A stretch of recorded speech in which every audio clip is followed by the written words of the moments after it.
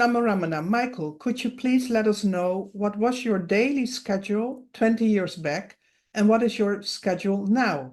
I mean, what do you do from morning to night and how many hours you meditate every day? Well, firstly, I would say, what is the use of knowing this?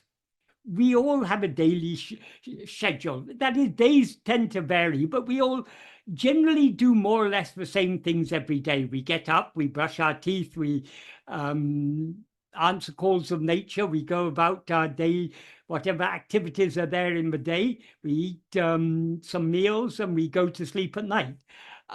So my life is, my bodily life is not much different to other people's. Of course, but in some details, it does differ. That is, I think 20 years back, I can't remember. Yeah, I think it's 20 years back, I was still working for a company. So I used to, 5 days a week, I used to have to go to work and do whatever work I had to do in that. But all these things are unimportant. The one thing that is of interest, or we can say of some relevance in this question, is the final bit. How many hours do you meditate every day? What do we mean by meditation?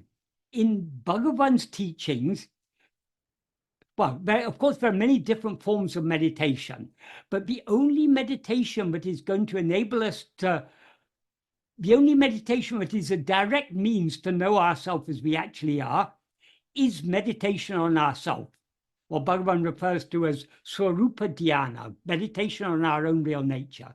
That is Atma-vichara. That is not something that we can measure in hours. If we are measuring the time, our attention is not on ourselves. If our attention is on ourselves, we won't notice the time. So we shouldn't be trying to measure how many hours we meditate every day. Supposing I sit down and say, okay, for the next 6 hours, I'm going to meditate. I close my eyes and I try and fix my attention on myself. What will happen very quickly, under the sway of Vishaya Vasanas, other thoughts will pop up. Sometimes I'll be able to hold on to self-attentiveness, but sometimes I'll be inadvertent and I begin to follow the thoughts. And once I follow the thought, if I notice it up, sometime I have to bring back again. So even though I sit for 6 hours, how much of that time am I actually attending to myself? And how much of time am I getting carried away by thoughts? It's meaningless to try and measure, because if we're measuring, then we're not attending to ourselves, we're attending to time. But it's actually trying to sit for 6 hours or something, or 8 hours or 10 hours or something. We can try and do that, but if we try and do it, we'll find it's counterproductive. Because the very fact that we're trying to attend to ourselves will make the vasanas rise with ever greater vigor to distract our attention away from ourselves. So Bhagavan never recommended long hours of meditation. What he recommended is attending to ourselves at all times, whatever activities we're doing. But how can we attend to ourselves at all times? Can any of us honestly say that we can hold on to self-attentiveness throughout the waking and dream states? I don't think any of us can. So why then did Bhagavan say we should attend to ourselves always? Because that is what we should be aiming for. So we should be attending to ourselves as much as possible. And in order to attend to ourselves, we don't have to sit in a corner with our eyes closed. Whatever we are doing, whether we are working or whatever we are doing, whatever activity our mind, speech, and body may be engaged in, we are always aware, I am. So the real meditation is just holding on to that I am, whatever the activities of the body, speech, and mind may be. So that should be our aim. That is not something that we can measure in hours. Every moment of self-attentiveness is a step in the right direction. Every moment that we we spend trying to estimate how many hours we spent in self-attention today is a waste of that. I mean, we are wasting that opportunity. So we should take every moment as an opportunity to attend to ourselves. People then say, but how can I attend to myself? I've got so much work, I've got so many responsibilities and everything. Yes, we most of us have work and responsibility and things, but whatever we may be doing, are we not always aware I am? Who is working? I am working. Who is concentrating on this? I am concentrating on that. So even in the midst of other activities of mind, speech, and body, we can still be holding on to that self-attentiveness if we have love to do so. So that is what matters. So daily schedule, we shouldn't be concerned about that, because ultimately this external life is going on according to prarabdha. So most of us, even people who have retired from work, they still have activities. I mean, some people, after retiring from work, they're left not knowing what to do because they're so used to doing. But for most of us, our life is full of so many activities. We all have obligations, and so most of the day we are engaged in activities. But that which is engaged in activities is our mind, speech, and body. We exist whether the mind, speech, and body are active or inactive. So our aim is to slowly cultivate the love to hold on to our being, to attend only to our being, and let all the other activities go on as they are destined to go on according to prarabdha. So if we want to go deep in this path, we need to stop thinking in terms of daily schedule. Let the days go on according to prarabdha. Every day, every moment of every day, I am aware I am. So let me not forget that. Let me hold on to that self-remembrance. As Bhagavan says in the 11th paragraph of Nana, if one holds on, if one holds firmly to self-remembrance, Swarupa Smarana, until one attains Swarupa, Adu Andre Podam, that alone is sufficient. So all we need to do is to try moment to moment to be trying to hold on to that self-attentiveness, that self-remembrance as much as we can. If we are preoccupied with schedule, our mind is on something other than ourselves, because the schedule is for the body, speech, and mind. It is not for us. We are the being that underlies this appearance of body, speech, and mind. I hope that's an adequate answer to that question. It was certainly for me. Mm-hmm. I always like what you sometimes also say, and it's very relatable, if someone very dear to you is very sick or in a hospital. Right. Yeah. You continuously think about the person, even while you're at work or whatever. Well, maybe not every second, but a lot. Yeah, the thought of your dear friend will be in your mind, whatever your work, whatever urgent work your mind is engaged in, constantly at the back of your mind, the thought of your friend will be there. Yeah. So if we had so much love for attending to ourselves, but we had for our friend who's sick in hospital, this in the background of our mind, that self-remembrance would be there. Yeah. Instead of that friend or yourself, what if it's continuously Bhagavan that's in the back of your mind, always there? Who is Bhagavan? Yeah. Is Bhagavan anything other than I? Yeah. Bhagavan appeared outwardly in human name and form. So Bhagavan seen as a human name and form, he seems to be something other than ourselves. But what did he teach us? Who is Arunachala Ramana? When he was asked who he is, whether he's this Subramanya or this God or that God, what was his answer? Ariyati Tarajivara Dahavari Jugohail Arivairami Paramatman Arunachala Ramanan. But Paramatma but blissfully exists as awareness in the cave of the heart of all different jivas, beginning with Hari, that is Arunachala Ramana. So the Paramatma that exists in the cave of the heart, that is I. It's shining as awareness in the cave of the heart of all different jivas, from Hari. Hari means Lord Vishnu, from the highest God to the most insignificant insect. In the heart of every sentient being, that which is shining as the fundamental awareness I am, that is Arunachala Ramana. So how can we know that? That's the first two lines of a verse. In the second two lines of a verse, because Bhagavan will never ask us just to believe things.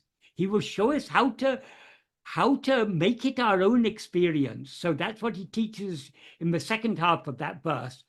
Parival means by love. Uruha, melting with love, melting by love. Parival ulamuruha, heart melting with love, or melting by love. Paranandidu Guheandu. When reaching the cave, Nal Param Andu Guheandu. That is where that sublime, reaching the heart, where that sublime supreme dwells. That is Arunachala Ramana. The cave where he dwells is our own heart. Reaching that with a heart melting with love, Arivam Viri Tirava, the eye of awareness opening, Nijam Arivai, you will know this reality, or know your real nature. Adu Veliyam. That Adu Veliyam means literally it will come out. It will become open. It will become manifest. But what that means is it will shine forth. It will reveal itself. So the purpose, why Bhagavan appeared outwardly in human name and form, is to tell us to turn within, to find the real Guru, the real Bhagavan, who is ever shining in our heart as our own being.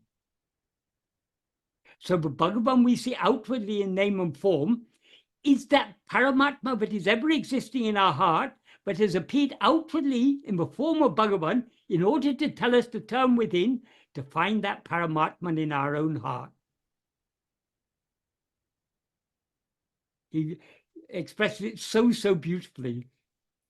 Yes, he does. Yeah. And that is the whole purpose of Bhagavan. If we miss this, we are missing the purpose. Yes, we can worship Bhagavan in name and form. That is good. Of course, it's good to love the name and form of Bhagavan. We all naturally love the name and form of Bhagavan because he's given us such wonderful teachings. But we're missing the point if we don't make effort to try and turn within, with a heart melting with love, and we cannot reach that cave where he dwells without our heart melting with love. So if we don't yet have sufficient love, then we need to continue persevering in this practice and thereby cultivating the love. So this is all a process in order to gain sufficient love to melt our heart and thereby enable us to merge back into the cave where he dwells as ourself, as our own being, as our fundamental awareness I am. Thank you. So the next question that's being asked is, hello, Michael. I've been reading Dennis Wade's Back to the Truth, 5,000 Years of Advaita. I don't have the quotes with me, but from what I understood was that in Advaita it is only a relative truth that the world is an illusion. This is just said so that the students would be willing to let go of the world and turn within. Once the student has realized Atman, Brahman, they will see that as Brahman they are real, and the external world that seemed an illusion was also real because it is Brahman. The external world may have different appearances as illusory, but it is no longer seen as apart from Brahman, so it is real. So when you say in your talks that the final reality, there is no world and just ourself, what you actually mean is that the world existing as an experience of a personal separate entity that doesn't exist because it is born of ignorance. However, the world as seen as part of Brahman, that actually is real, and only ourself, well, the question is not so, it's not completely well written. Yeah. This would make more sense since Ramana treats everyone as himself. If there was no world in his realization, he would have just blanked out in a catatonic state. Thank you. Right. I Okay. hope you get the gist of the question. I got the gist of it. I've got the question here in front of me. The first thing to understand is, well, I'll first tell a small incident. Once, well, there's a long backstory to it, but anyway, Uḻḷadu Nāṛpadu was the first Sanskrit translation of Uļḷadu Nāṛpadu was made by Lakshman Sharma, and that is, Lakshman Sharma had asked Bhagavan to explain the meaning of Uļḷadu Nāṛpadu. And because Lakshman Sharma was a student of Sanskrit, and he was a moderately good poet in Sanskrit, when Bhagavan explained to him the meaning of each verse, he composed a translation in Sanskrit. And after Bhagavan had explained all the 40 verses and he'd come to the end, he wasn't entirely satisfied. So he asked Bhagavan if they could revise it. So several times they revised it. They went through it. I mean, Bhagavan was explaining to him the meaning. Lakshman Sharma was writing it to the best of his ability in Sanskrit. At a certain point in this constant revision, a disciple of Kavyaganta Ganapati Sastri called Kapali Sastri, who at that time was also become a follower of Aurobindo and was living in Pondicherry, he visited Tiruvannamalai on his way to Sirsi in Karnataka, where Kavyaganta was then living.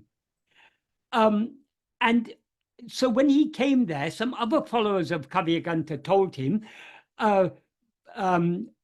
this person, Lakshman Sharma, has written a Sanskrit translation of Bhagavan's Uļḷadu Nāṛpadu.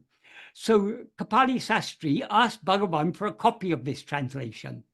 So Bhagavan said to Lakshman Sharma, he's asking for a copy, can you make a copy and give it to him? And so Lakshman Sharma made a copy of his translation, he gave to Kapali Sastri. And Kapali Sastri took it with him. He said, I will take this with me to Sirsi. I'll show this to Kavyaganta, and he may be able to improve it. So he took it with him to Sirsi. And a few weeks later, Bhagavan, a letter was written to Bhagavan by Kavyaganta. He wrote the letter in Sanskrit saying, herewith I enclose my translation of Uļḷadu Nāṛpadu, perceiving my inability to correct what Lakshman Sharma has done, I've done my own translation. Please ask the ashram management not to publish this until child Kapali, he referred to Kapali as his child, he wasn't actually his child, but he meant it in an affectionate way, until child Kapali has finished writing his bhashya, his commentary. So no one had asked Kavyaganta to write this. The title, but Lakshman Sharma had given his own translation was Satdarshana, but Kavyaganta took that title, wrote a completely new translation, and sent it. And when that was received, and Bhagavan showed to Lakshman Sharma Kavyaganta's translation, Lakshman Sharma read it, and it was in such beautiful Sanskrit. He said, "Oh, I like this a lot. I will take this for my daily parayana." And Bhagavan at once objected and said, "No, continue revising your own version, write in a longer meter, because they've murdered Uļḷadu Nāṛpadu. They've completely distorted the meaning." And then Bhagavan started pointing out to him how they had twisted the meaning in so many of the verses. For example, in verse 13, which I spoke about earlier, where Bhagavan says, but the awareness that knows nanavam jnanam ajnanam, the awareness of manyness is ignorance, and that ignorance is unreal. He uses the word ignorance and unreal several times in that verse in Tamil. In Sanskrit, they completely omitted the words ignorance and unreal. So it gives a completely different meaning. That's why Bhagavan told Lakshman Sharma to continue revising his own version, but in a longer meter. A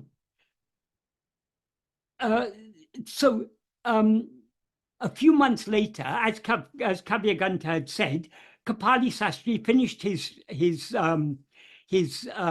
Sanskrit commentary, Satdarshana Bhashya. Not only he wrote it in Sanskrit, he also translated it into English, and Vishwanatha Swami translated it into Tamil. And they sent this to the ashram, asking the ashram manager to publish this. That was in 1931. So that was when the ashram was just beginning to publish its own, to have its own publications. Because before that, the books that were of Bhagavan that were published before that were published by individual devotees at first. And later, a group of devotees in the town published books under the name Ramana Vani Pustakalayam. So all the books prior to 1930 were printed either by individual devotees or by this Ramana Vani Pustakalayam. So Chinnaswamy had just become the Sabbatikari, the overall Sabbatikari means the one with complete authority over Ramanashram. So he wanted to start publications in the name of Ramanashram. So when these three books in English, Tamil, and Sanskrit were given to him, he doesn't know anything about what is the correct teachings of Bhagavan. So he happily printed all of these books, thinking this will sell very well. When Kavyaganta read Satdarshana Bhashya, he was horrified. I mean, Bhagavan had already pointed out how they had twisted the meaning in the Satdarshana, but in the Satdarshana Bhashya, it went even further in distorting Bhagavan's teachings.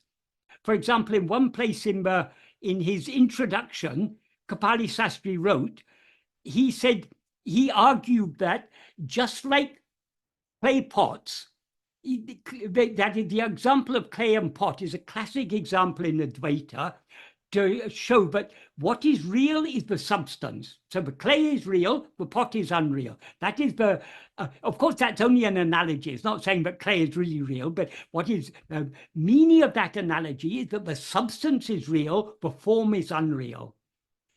And the parallel analogy is the golden ornaments, which Bhagavan had used in verse 13.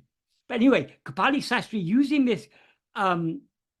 this analogy of clay and pot, he argued that to understand the complete truth of the pot, you need to understand that the substance is clay, and you also need to know the form, because if you know only the substance, it's only a partial knowledge. That's Kapali Sastri's contention. Whereas according to Bhagavan and according to Advaita, what is real is only the substance, not the form.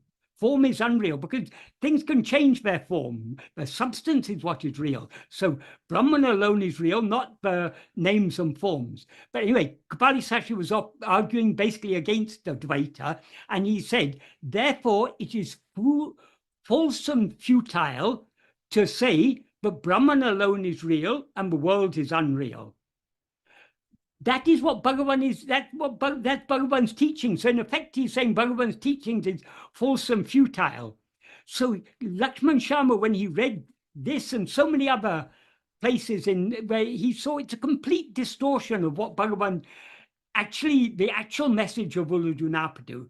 So he came to Bhagavan and said, Bhagavan, the ashram had now published this, shouldn't you open? You already told me how they are distorting your teachings, but people in future won't know this. People in future will only know that this book was published by your ashram in your lifetime. People will think you've approved this. So shouldn't you openly object to this and say this is not your teachings? Bhagavan just smiled and said, according to the purity of the antakarana, the same teaching reflects in different ways. If you think you can write a better commentary, you write your own commentary. So the relevant point here that I wanted to make is Bhagavan said, according to the purity of the antakarana. Antakarana means inner instrument. That is the mind, consisting of manas, buddhi, chittam, and ahankaram. That is the mind, the intellect, the will, and the ego. These make up the inner instrument. According to the purity of this inner instrument, the same teaching reflects in different ways. That is, Bhagavan knew everyone will, however well you explain all these things, everyone will take their own meaning from it. Only those who really want to know the truth will read it and try and understand what is actually meant there. So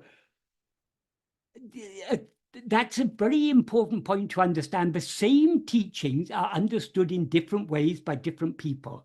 So Advaita, Dennis Waite says his subtitle is 5,000 Years of Advaita. I don't know where he gets 5,000 years from, because the earliest records of Advaitic ideas that we have are the older Upanishads, the Chandogya Upanishad and the Brihadaranyaka Upanishad, which are generally dated at about around about 700 BC. So that's about 2,700 years ago. But even if we say, even if some people like to say they're older, even if we say it's 5,000 years, so much has been written on Vedanta philosophy, and it has been interpreted in so many different ways. The same Upanishads, which are interpreted by Adi Shankara from an Advaitic perspective, they're interpreted by Ramanuja from a Vishishtadvaita perspective, by Madhava by a Dvaita perspective, and by the Gaudiya Vaishnava tradition from a Achintya Beda perspective, and from the Suddha. So many different interpretations of Vedanta are there. So Advaita is just one among various interpretations of Vedanta. Why are there so many different interpretations of Vedanta? Because different people see things from different perspective and understand in different ways. So this is, I think it's not unfair to say Vedantic texts are in fact intended to be interpreted in different ways, because they're to meet the needs of people at different stages of spiritual development. So the core texts of Vedanta are the Upanishads, the Brahma Sutra, and the Bhagavad Gita. All of these give room for different interpretations. From an Advaitic perspective, the underlying Advaitic meaning is clear in all these texts. But Vishishtadvaitins or Dvaitins or these Gaudiya Vaishnavas, the Beda Vedantins, they see the same thing through different eyes, see it in a different way. So just like Vedanta has been interpreted in so many different ways, Advaita has also been understood in so many different ways. So within Advaita, there are so many different understandings. So what Dennis Waite, if I'm not mistaken, I think he was a disciple of Dayananda Saraswati, who was previously, again, I'm not 100% sure of this, but I think he was a disciple of Chinmayananda, and then he broke away and started his own thing. But Dayananda, I know in particular, he has his own understanding of Advaita. He calls it traditional Advaita because he believes what he understands is what is the traditional view of Advaita. I think generally, people don't refer to traditional Advaita, they refer to classical Advaita. Classical Advaita means the Advaita of Shankara and the post-Shankara Advaitins. But even in classical Advaita, there are different schools of thought, different ways of interpreting it.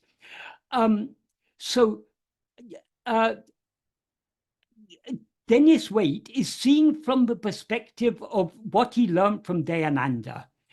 But this is not Bhagavan's teachings. The actual teaching of Advaita, Bhagavan clarified it.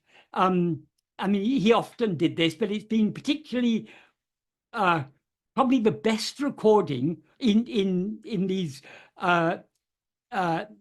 English books that record dialogues with Bhagavan. In Day by Day, in one place, Bhagavan, someone says that they had received a letter from someone who said that Bhagavan's teaching is ajata.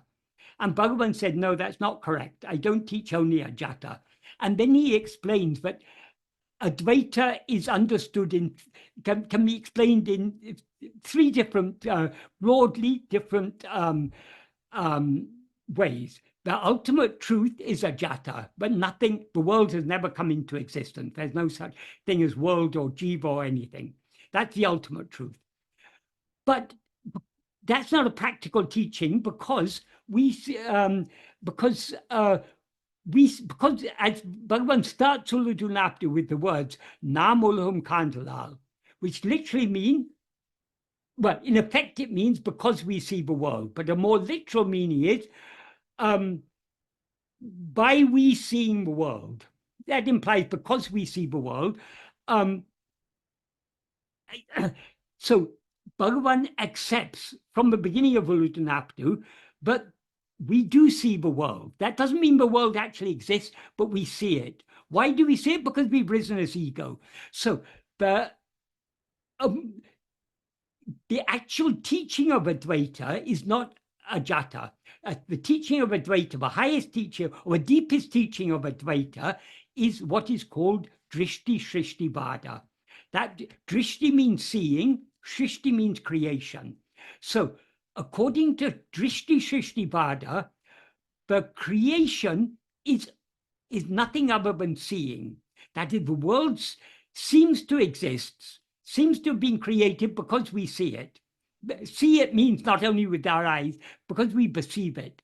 So just like the world that we see in a dream has no existence independent of our perception of it, the world we see in the waking state has no existence independent of our perception of it. This is what Bhagavan is teaching us in Uḻḷadu Nāṛpadu, Nana, Aranachashtakam, and all his core teachings is drishti shrishti vada. But many people are not ready to accept this. How can this vast world be a dream? So Advaita also caters for them and says that this world was created by Ishwara, and Ishwara is Brahman. When Maya and Brahman combine together, becomes Ishwara, and Ishwara, through the power of Maya, creates the world. All these explanations are given there in Advaita to suit the people who are not yet ready to accept that all this is just a dream, but it has no existence independent of our perception of it. So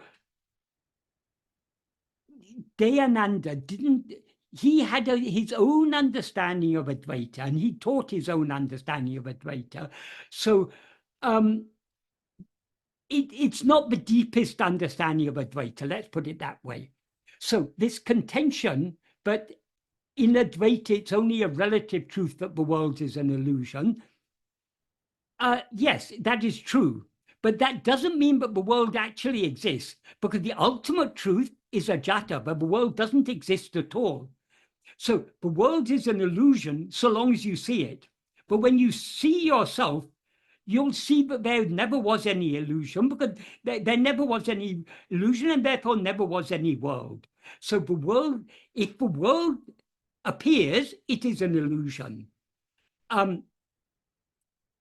So what is written here In Advaita, it is only a relative truth that the world is an illusion. This is said so that students would be willing to let go of the world and turn within. That is true. That's part of the reason why we are told that the world is unreal, to encourage us to turn within. But then the next bit is what is not in accordance with Bhagavan's teaching. Once the student has realized Atman Brahman, they will see that as Brahman they are real, and the external world that seemed like an illusion was also real because it is Brahman. This is an idea that many people have. But once you realize yourself, you will see the whole world as yourself. But what does that mean? Our self, or Brahman, is one. If you see the one as many, you're not seeing it as one. This is a lot of interpretations of Vedanta are what are called Beda Abeda, like the Gaudiya tradition. Their philosophy is Achintya Beda Abeda. So Beda Abeda is a little bit like, it's not the same, it's not exactly the same, but it's somewhat akin to Vishishtadvaita. That is, they say Beda means difference. Abeda means non-difference. So they say that there's difference in non-difference and non-difference in difference. What Bhagavan said about this is, so long as you have difference, you don't have non-difference. If you have non-difference, then there's no difference. You can't have the two together. So according to Advaita, all differences, all Beda is just an illusion. It's just an appearance. It's not real. What is real is Abeda, is non-difference. So, but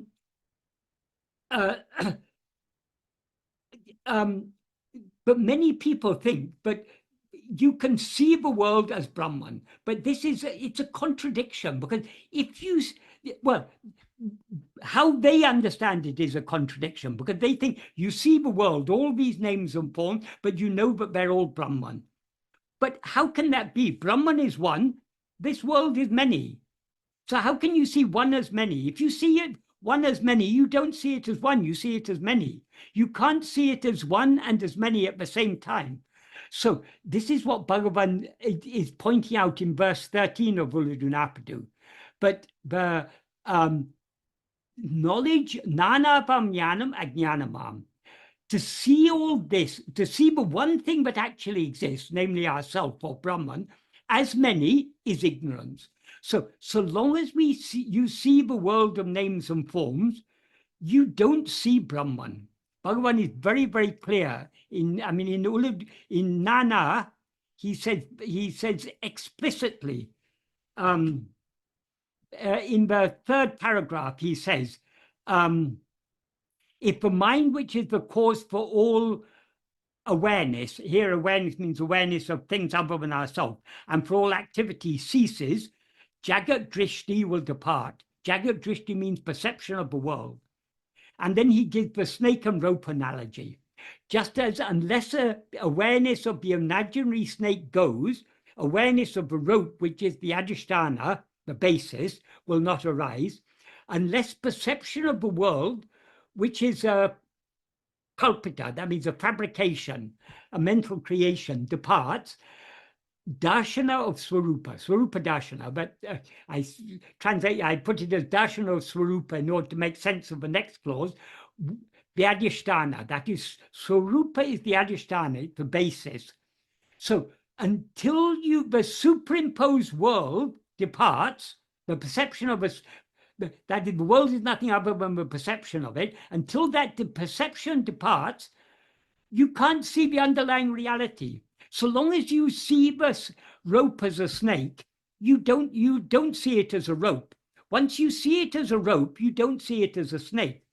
So when it is said that after realization we will see the world as Brahman, that is like saying after seeing the rope, you will then see the snake as a rope. What does that mean? If you see this, what is actually there is only a rope. when you don't recognize it's a rope, you may mistake it to be a snake. So you're seeing the snake as you're seeing the rope as a snake. But when you see the rope as it is, you're not seeing the snake at all, because as soon as you see it's a snake, you see, oh, it's not a rope. But you can say figuratively, or what I previously saw as a snake, I'm now seeing as a rope. So after realization, you see after realizing that it's a rope, you see the snake as a rope. Does that mean you see the snake? No, it means you see only the rope. What you previously mistook to be a snake, you now see as a rope. Likewise, when we know ourselves as we actually are, we will see that what we previously saw as the world is only ourself. But because we see it as ourself, we don't see it as the world. That's why Bhagavan says, unless that perception of the world, unless the Jagat Drishti ceases, departs, we will not see ourselves as we actually are. Swarupa Darshanam means seeing ourselves as we actually are. Swarupa means what we actually are. Darshana means seeing what we actually are. We cannot see what we actually are so long as we see the world. And then in the next paragraph, paragraph 4, he says, excluding thoughts, there is not separately any such thing as world. In other words, the world is nothing but thoughts. Here means mental phenomena.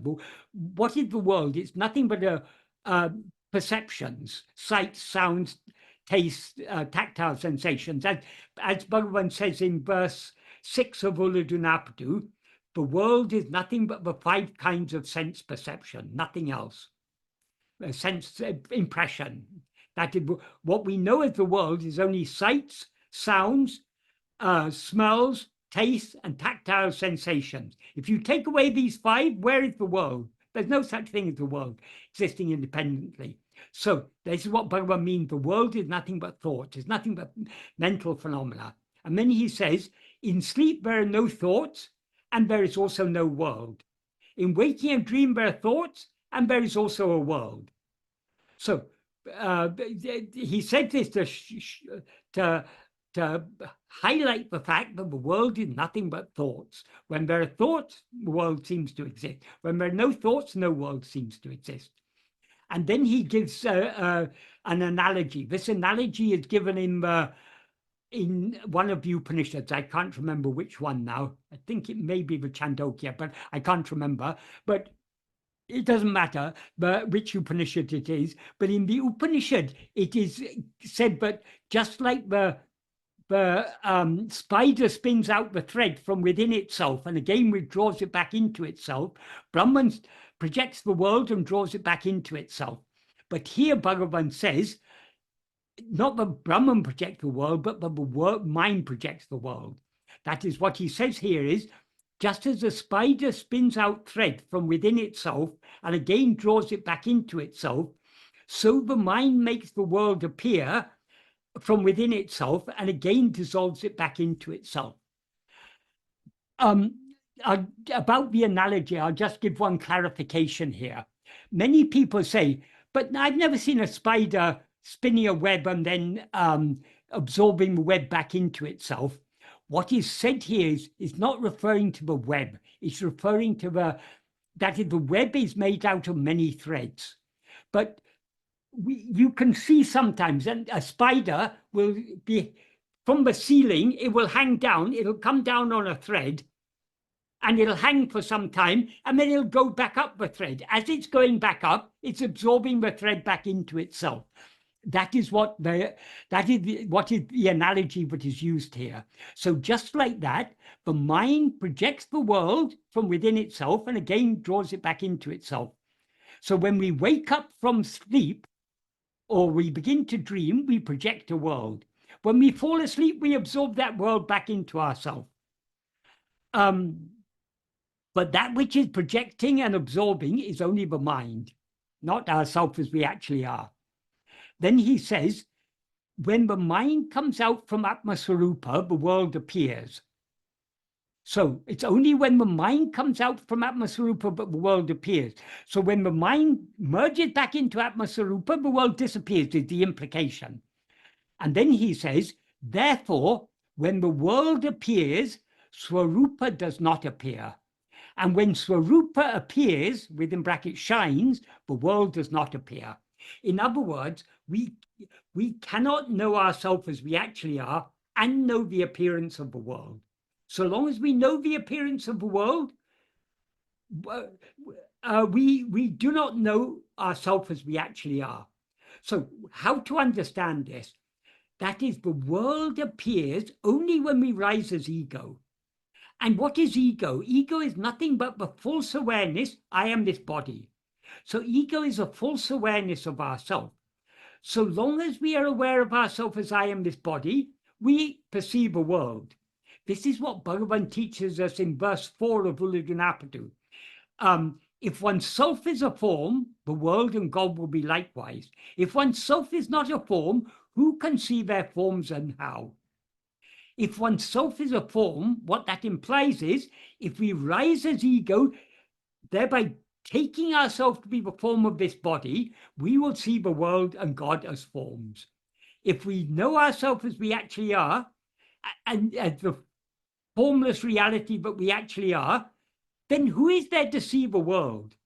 So what Dennis Waite had written, the external world, once the student has realized Atman Brahman, they will see that as Brahman they are real. And the external world that seems like an illusion, that seemed like an illusion, was also real because it is Brahman. This is like saying the snake is real because it's a rope. Is the snake real because it's a rope? It's real as a rope, but it is not real as a snake. Likewise, the world is not real as world. It is real as Brahman. And as Brahman, it is not a multitude of names and forms. It is just a one Sat-Chit. So what Dennis Waite has written here is his own understanding of Advaita, which is what he learned from his guru, Dayananda. But this is a very superficial understanding of Advaita. This is not the deeper understanding of Advaita taught to us by Bhagavan. So the question goes on. So when you say in your talks that the final reality is there's no world, just ourselves, what you actually mean is that the world existing as an experience of a personal separate entity that doesn't exist because it is born of ignorance. However, the world as seen as part of Brahman, that is actually real and only ourselves. No, the world is not part of Brahman because Brahman has no parts. To say the world is part of Brahman, that is Vishishtadvaita. In Vishishtadvaita, they say, but Vishishtadvaita means qualified Advaita. This is the philosophy of Ramanuja. And I don't know his philosophy in detail, but basically what he's saying is, but everything is Brahman, or everything is Vishnu. But in our essence, we are Vishnu, but we still have a separate existence. It's a bit complicated. But that is, we are parts of Vishnu, but we are not the whole of Vishnu. But according to Advaita, Brahman is non-dual. It has no parts. If you have parts, then you've got more than one.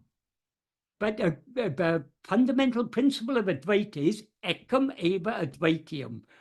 One only without ekam eva advaitiyam, one only without a second. So if there's one only without a second, that one cannot be divided. Because if it's divided, then it has parts, and parts are not one. They may be parts of a whole, but they are still distinct. So there's separation there. So that is not what is meant. The world is not part of Brahman. The world is, the teaching of Advaita is that that is the basic contention of Advaita, is that there's one only without a second. Ekam eva advitiyam. This is what he said in the Chandogya Upanishad. And what is that one? Tattvamasi, you are that. In fact, in the same verse that it said Ekam eva advitiyam occurs in 2 verses in the Chandogya Upanishad. I think I've got the reference there somewhere. That is in chapter 6, part 2, verses 1 and 2, in Chandogya Upanishad. It said the world is, that is Brahman is Ekam. It doesn't say Brahman. It said at the beginning there was one only without a second. And that one only was Sateva. It was existence alone, or Sattva eva, beingness alone. That is Brahman. So that is the basic contention of Advaita. But if there's one only without a second, how to explain all this multiplicity that we see? The answer given by Advaita is all this multiplicity is vivata. Vivata means it's an appearance. It's an unreal appearance, an illusory appearance. Bhagavan goes one step further and says, yes, it's all an appearance, but to whom does it appear? Because Bhagavan always stresses the practical implication of these teachings. So it is an appearance. To whom does this appearance appear? It only appears to ego. So the ego needs to investigate itself. So when ego investigates itself, it subsides and dissolves back into its source and remains then as Brahman, as Satchit. And as such, it doesn't know the existence of the world at all, because no such thing as world exists at all. So we need to, when we read books, we need to read with discrimination. That's why we need to be well grounded in Bhagavan's teachings. If we study Bhagavan's teachings carefully and understand what Bhagavan's teachings are and why he teaches us like that, if we read other books like Dennis Waite's book, we will clearly see where he is deviating away from the pure Advaita taught by Bhagavan. That is, Dennis Waite, there will be plenty of books in classical Advaita but will support Dennis Waite's view, because from ancient times, the same teaching, as Bhagavan said, has been seen in different ways by different people. But Bhagavan has given us the pure essence of Advaita. If we understand what Bhagavan has said, then we'll be able to view all these other secondary teachings in the correct light, and we'll understand, oh, yes, it's said like that, but that is said only for those who, as Bhagavan said, a reply to the question of others. Because not everyone is ready to accept the deeper teachings. Not everyone is ready to accept that this world is just a dream and appears only in the view of the dreamer, namely ourself as ego. Most people are not ready to accept that. So different teachings are given to suit people at different levels of spiritual development. So what Dennis Waite says may be representative of a certain view of Advaita, but it's a very unrefined view of Advaita. It's a very unrefined understanding. Sorry, Sandra, I'm taking a long time to answer these questions. I hope you don't mind. No, I don't mind at all. It was very, very elaborating. I also thought, thank you for your answer. I have a cat here who wants my attention. On the Q&A channel, there are some Q&As who are related to this question, and that might be helpful to also watch. For example, the Q&A from the talk you had with Swami Sarvapriyananda, is there a world after realization? That's an interesting one to see. And I saw a recent video, where do I have it? If the world is unreal, why wouldn't awakened beings still interact with the world? So on the Q&A. Oh, yes. Sorry, I missed part of this question? That was the last. Oh, yes. This Yes. would make more sense since, yes, this is an important thing to clarify. Yes, please. This would make more sense since Ramana treats everyone as himself. If there was no world in his realization, he would have just blanked out in a catatonic state. This again is a misunderstanding. That is, we see Bhagavan as a person. And because we see him as a person, he seems to be interacting with the world just as we are. But it's true, Bhagavan did see everyone as himself, but he didn't, that doesn't mean that he saw himself as many. He always saw himself as one. So he saw us as nothing other than himself. So Bhagavan sees us as we actually are. We see ourselves as an individual. And I am one individual, and there are so many other individuals. So in the ignorant view of ego, there seem to be many. In the clear view of Bhagavan, there is only one.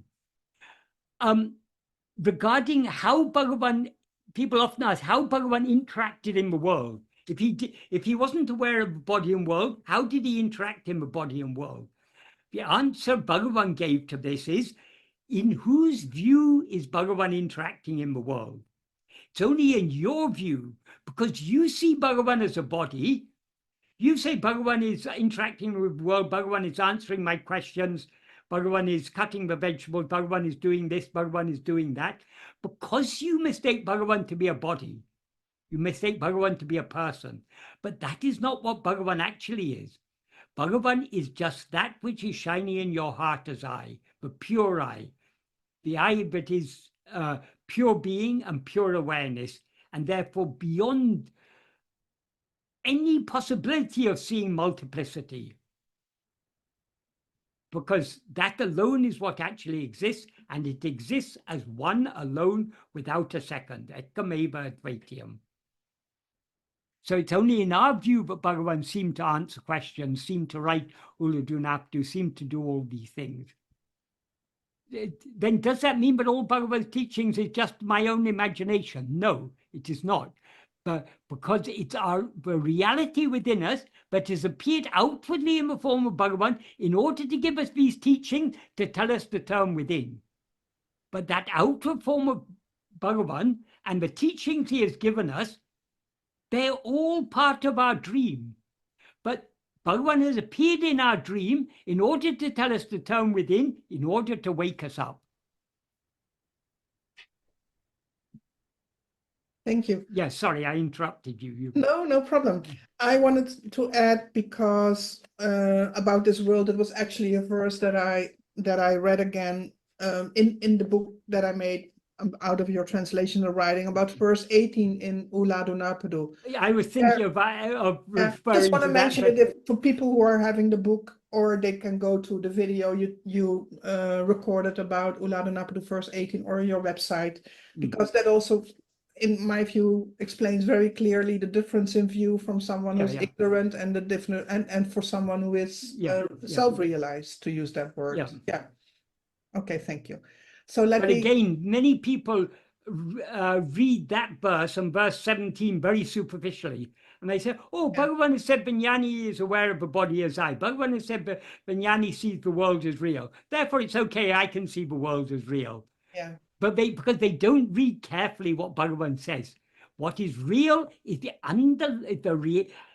formless reality underlying the appearance of all these forms. Yes. Well, I can relate from myself. The deeper you go into this path, you have to overcome your own concepts. So if you read things like that, you still think, well, this body feels like real, and so it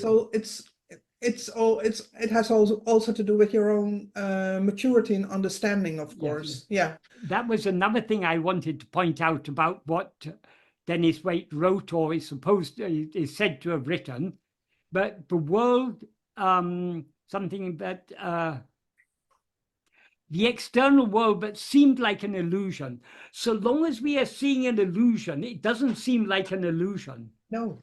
When we see the illusory snake, we see it as a real snake. It seems to us to be real. So long as this world is illusory, But it's illusory precisely because we see it as real. If we saw it as illusory, we wouldn't be seeing it. I mean, so long as we see it, it seems to us to be real. That is why it is said to be an illusion, because it is not actually real.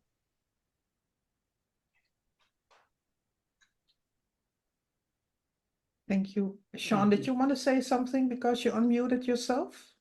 Yes, I was going to say, in fairness, there are some lines that, for example, in talks that someone can not agree with you in fairness. I'm not saying that you're incorrect, but I'm just saying they can read this and not understand it in a deep way, perhaps.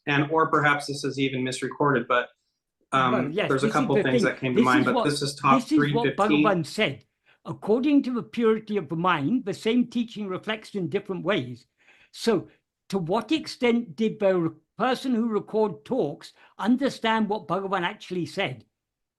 Because if you listen to a conversation and you try to record it afterwards, will you record what is actually said there or what you understood was meant? I agree with you.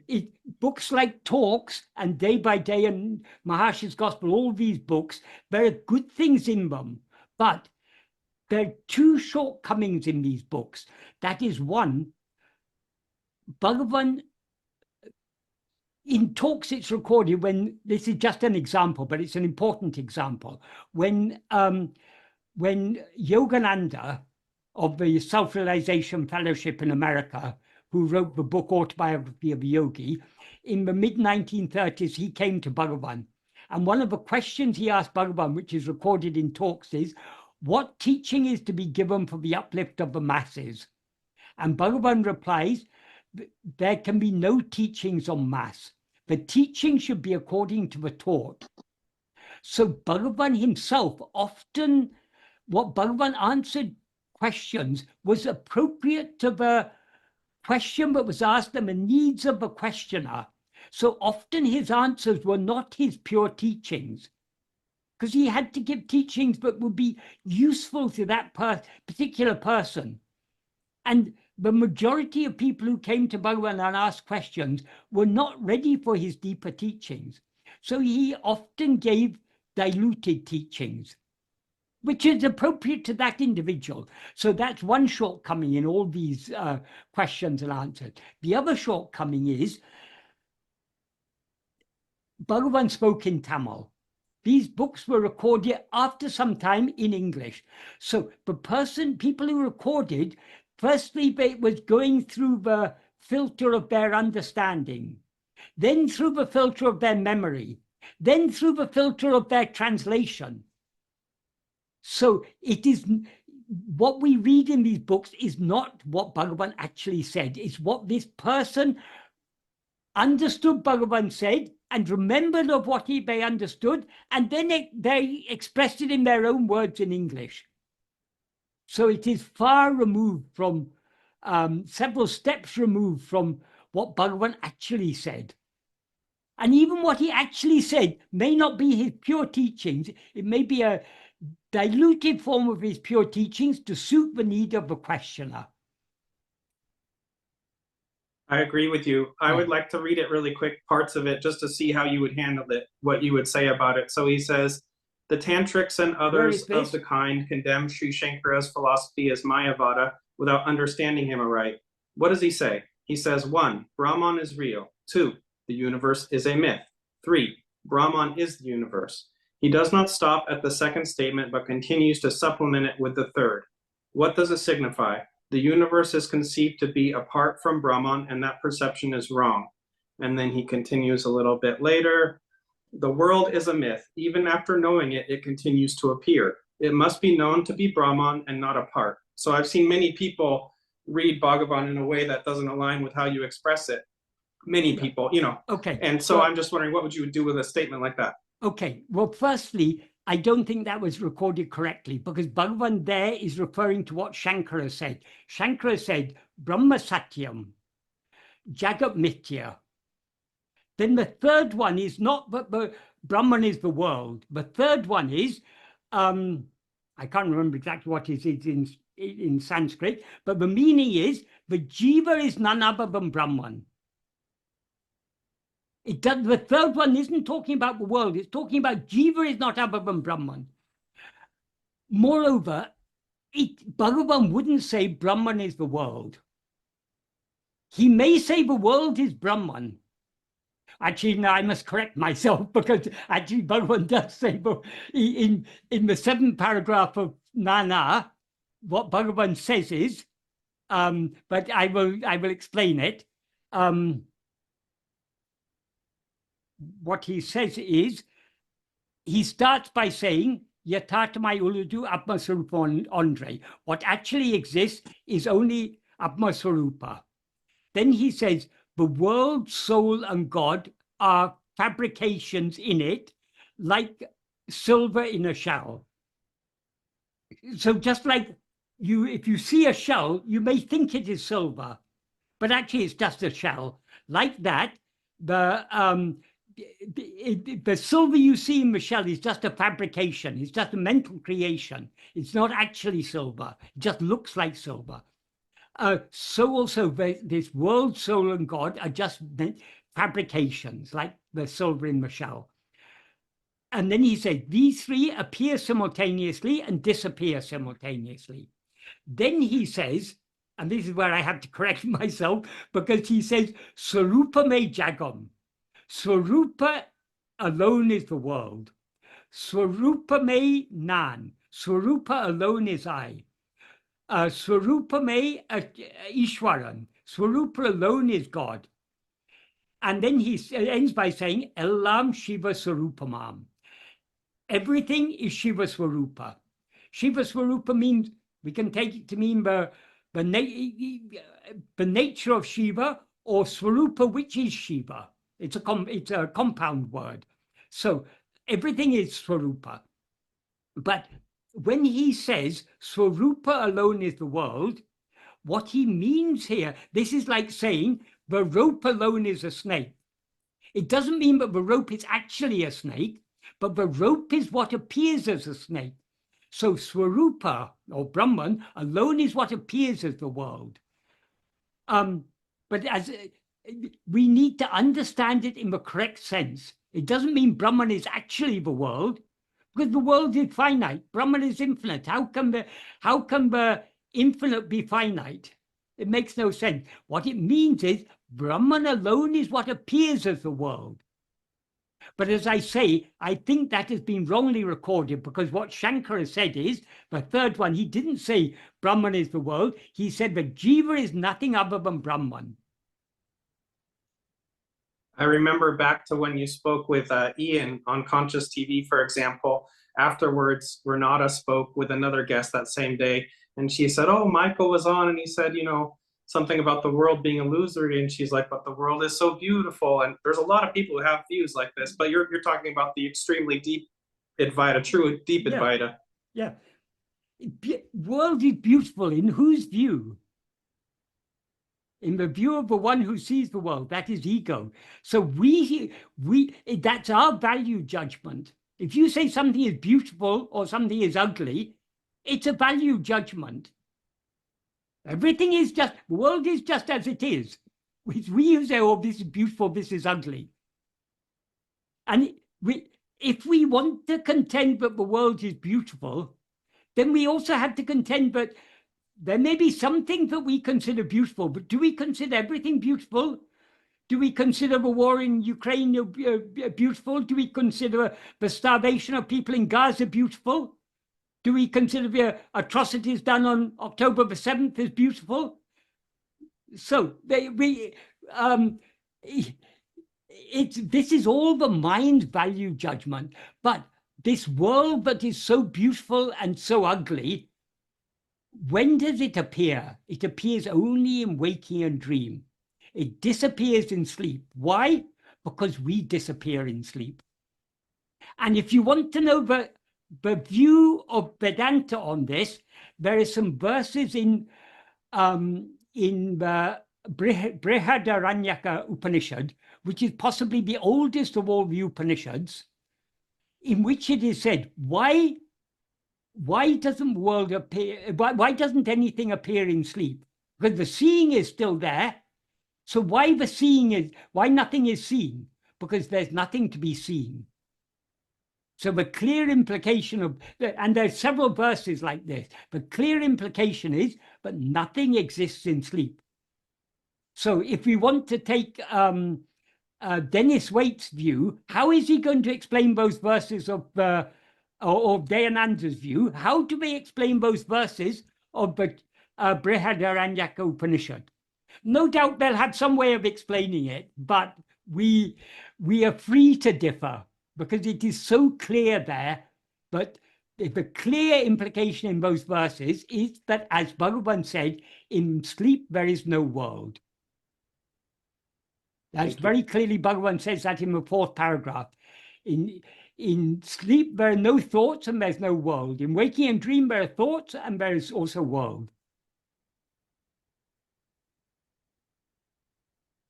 So ultimately, we are all free to interpret things in our own way. But if we are wise, we will try to understand what Bhagavan is teaching us. And to understand that clearly and correctly, we cannot rely on books like Talks or Day by Day or even Maharsha's Gospel. I'm not saying there are not good things in these books. There are good things. But we need to be able to read them with discrimination. And we can read them with discrimination only if we have truly understood what he's saying in Nana, Uļḷadu Nāṛpadu, Upadeshundya, Atma-vichara, Arunachya Panchakam, and so on. The next question is from Madame Fimi. And you already talked about it, so that might be helpful. Firstly, thank you, Michael, for tirelessly sharing Bhagavan's insights with such earnestness and clarity. The deep well of knowledge you offer has immensely benefited me, and I have no doubt countless others. My questions build on your back and forth with Bernardo Kastrup about solipsism. I understand that other egos exist only to the extent to which mine exists. They are all illusions, and the underlying awareness is all that truly exists. When addressing this, you often make the analogy to a dream. I can, of course, understand how the other apparent individuals in a dream are mere projections of my own mind with no first-person point of view or experiential states of their own and then she has 2 questions, but I'll just first start with the first one, and the second one is related to it. Part 1 of the question: are you saying this is exactly the same in waking life? In other words, are you making a truly solipsistic claim, I probably say it wrong, that all of the other apparent individuals I encounter, my friends, parents, even you, are just illusory images with no first-person point of view, akin to that of this ego, my ego? So shall I answer this one first? Yes, I think usually you say, okay, let's start with the first one. Yeah. Okay. Well, according to Bhagavan, there is no difference between waking and dream. In Nana, he says, except that waking is long and dream is short, there's no difference. But in Guru Vachaka Kavai, there's a verse in which he says, even that statement is not ultimately true, because long and short are relative.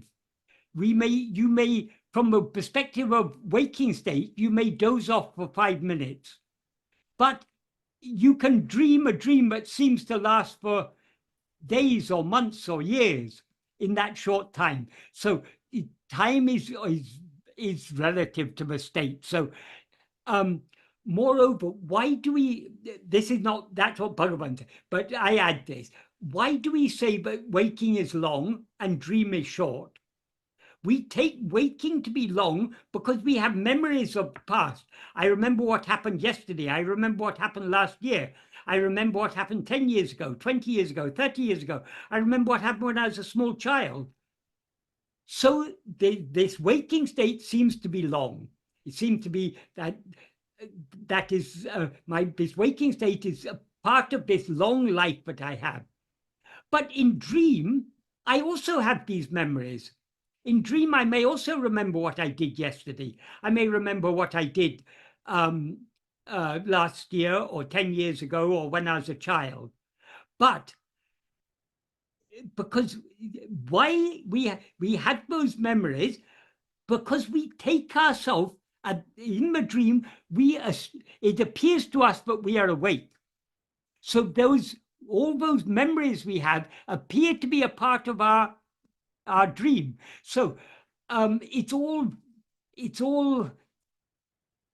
that is our whole life as this person is one long dream. Within this dream, we have dreams, but in the dreams we have in this life, we have the same identity. I never dream of myself being any person other than Michael. I mean, I suppose I could dream of myself being some other person, but generally speaking, we all dream of ourselves being the same person we seem to be in the waking state. So the dreams we have at night are a part of this dream that we call waking. But according to Bhagavan, essentially, they are all just dreams. So there's no substantive difference between waking and dream. Regarding whether I'm making a truly solipsistic claim, it is solid, but in a very refined way, because the claim is not simply that all other apparent individuals I encounter, my friends, parents, even you, are just illusory images with no first person point of view. Because when we are dreaming, we see so many people. We don't say, oh, these people have no first person point of view, they're just my mental projection. While we are dreaming, they seem to be perfectly real. In fact, those people we see in a dream are just as real as the person we seem to be. The only difference between the person we seem to be and the other people is that this person is the one that I now take to be I. But this person I take myself to be is no more real than any other person. So that's why I often say this Eka-jiva-vada, the teaching that there's only one jiva or one ego, is not to be applied to the external world. So long as we are interacting with the external world, there seem to be many people, and those many people seem to be just as real as the person we seem to be.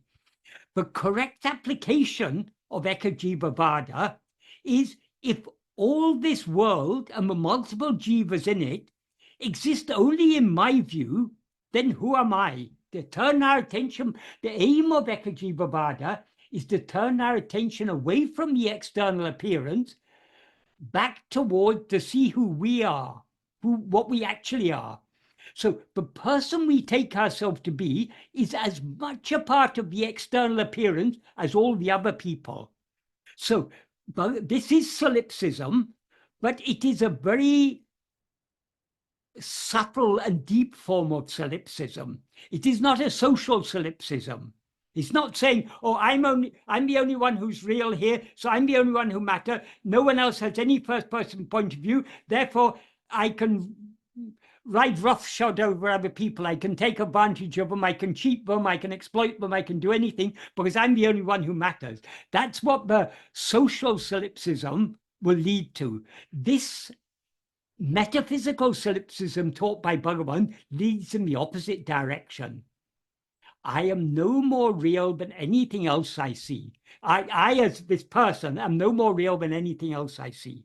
But there is something in me that is real. What is that? What is it that is real? What actually am I? What is my own reality? That is what, so the solipsism taught by Bhagavan is a solipsism intended to turn our attention within. So long as we're looking outwards, we have to act as if there are many jivas, because that's how it seems to be. And all those many jivas who seem to exist are just as real, are no less real than the person we seem to be.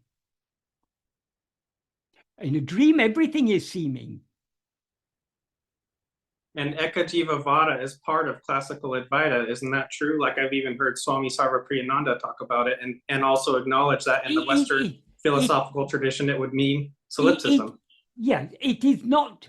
We can't say it's mainstream Advaita because the majority of Advaitins, of people who call themselves Advaitins, they prefer Nana-jiva Vada, the contention that there are many jivas, and the contention that the world exists independent of our perception of it. In other words, they follow Shrishti Drishti Vada. So this Drishti Shrishti Vada, Ekajiva Vada, will always be a minority view. But as Bhagavan said, when it comes to the truth, we can't apply democracy. Just because the majority vote in favor of the untruth doesn't make the untruth true.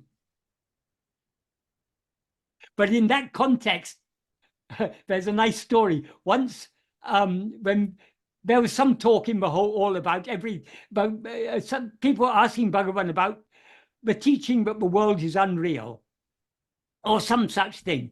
And finally, someone said, well, Bhagavan, if we put it to the vote, we'll certainly win and you'll lose. And Bhagavan said, well, in that case, I'll cast my vote with you. Jokingly, Bhagavan said. So, but the teaching is that it's, for all of us, this world seems to be very real. But just because it seems real doesn't mean that it is real. So very few Advaitins will be ready to accept either Drishti Shrishti Vada or Ekajiva Vada. That is why other forms of Advaita are given, but to suit those who are not ready to accept this deeper truth. Perhaps it's good to now ask the second part of the question. Yes, okay. Because it's similar to the first part, but added for clarity. According to some non-dualists, such as Rupert Spira, as far as I understand, all of the people I encounter are aware and have experiences just like I do. They are different windows through which the same awareness simultaneously look into consensus reality. Would you agree or disagree?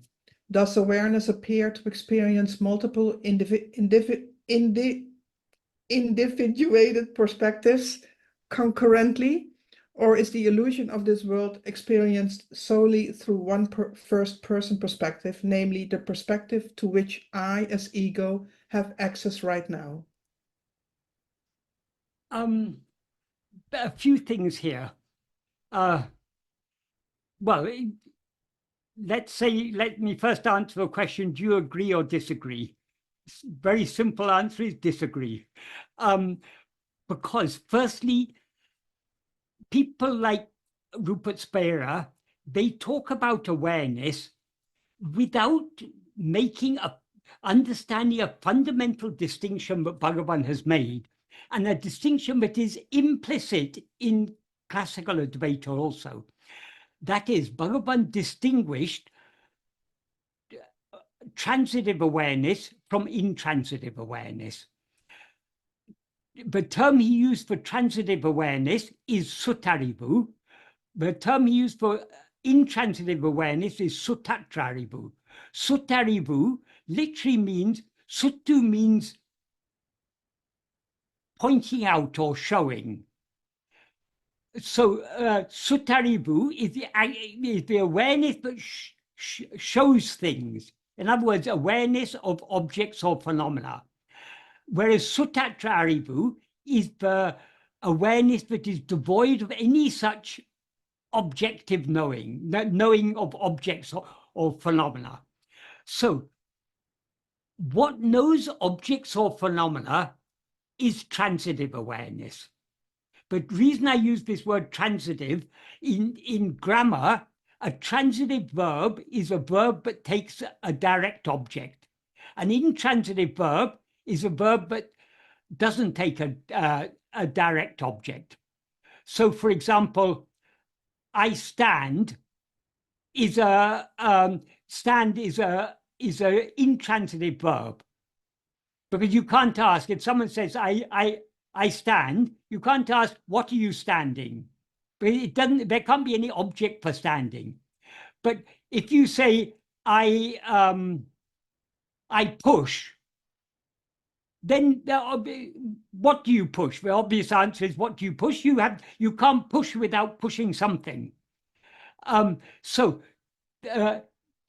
Because a transitive verb is a verb that has an object, the awareness for which there are objects is transitive awareness, but awareness for which there are no objects is intransitive awareness.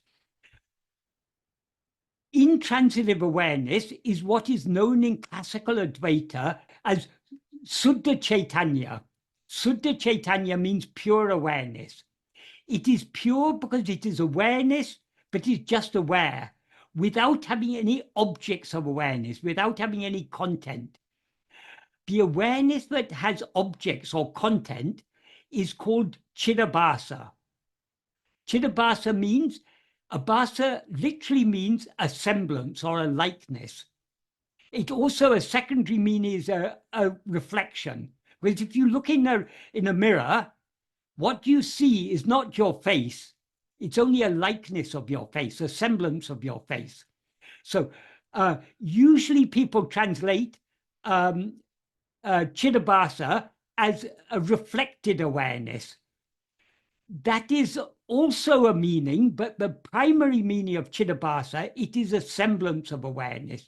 That means it's not real awareness. It just seems to be awareness. Why is it not real awareness? Because phenomena do not actually exist. They only seem to exist. So knowing something that doesn't actually exist, as if it's existing, is not real awareness. So according to Bhagavan and according to Advaita, Chidabhasa, the awareness of things, the awareness that is aware of objects or phenomena, is not the real awareness. The real awareness is only the pure awareness, the awareness that is not aware of anything other than its own being, I am. So when people like Rupert Spira, they talk about awareness as if there's one awareness or one form of awareness. Yes, awareness is one, that is true, but it from the perspective of ego, it appears in two forms. Awareness as we experience it in sleep is pure awareness. That is the intransitive awareness, because we're not aware of anything, we are just aware. But in waking and dream, we rise as ego, and consequently we are aware of things. So the ego is the Chidabhasa, the Sutarivu. That is not the real awareness. So when Rupert Spira talks about awareness looking at things or knowing things, what he's actually talking about is not real awareness, it's only ego. Because the real awareness never knows anything other than itself.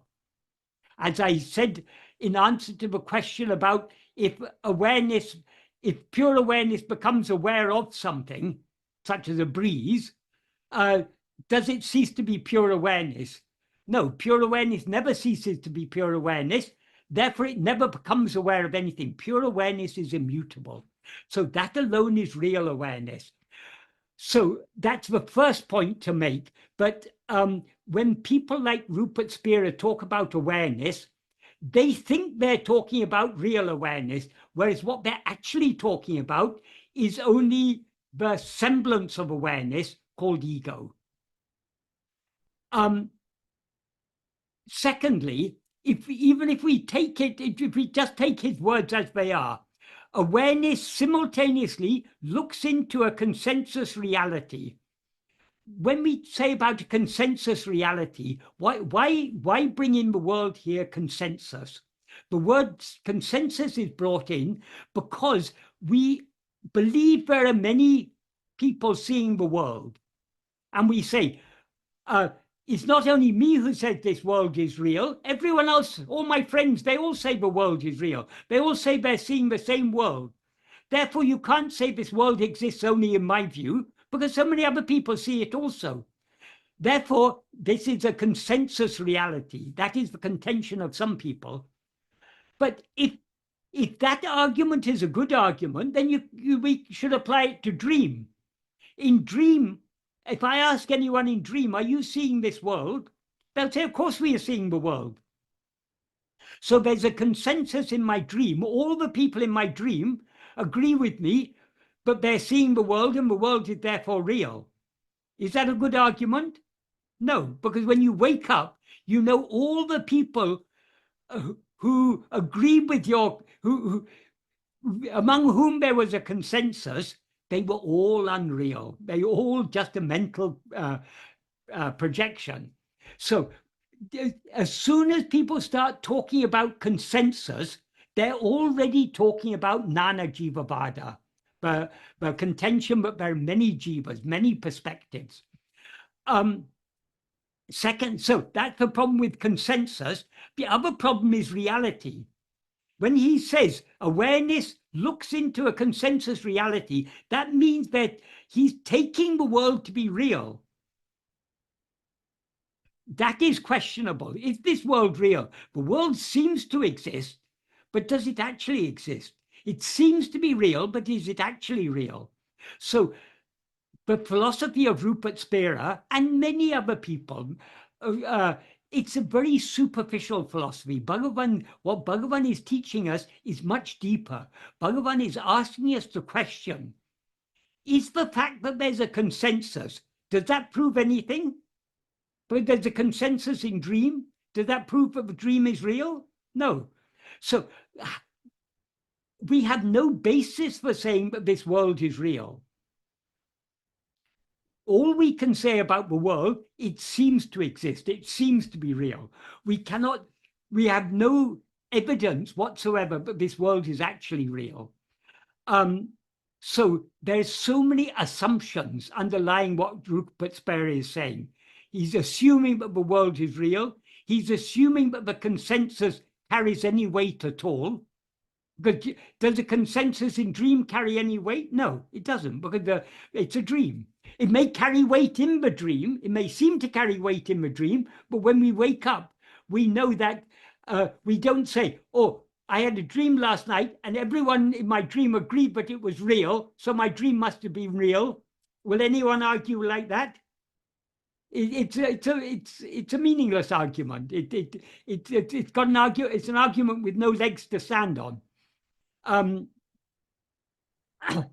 then the other thing is, the implication is that there's one awareness, and that same awareness is seeing the world through my eyes, through your eyes, through Sandra's eyes, through Sean's eyes, through every person who's watching this video.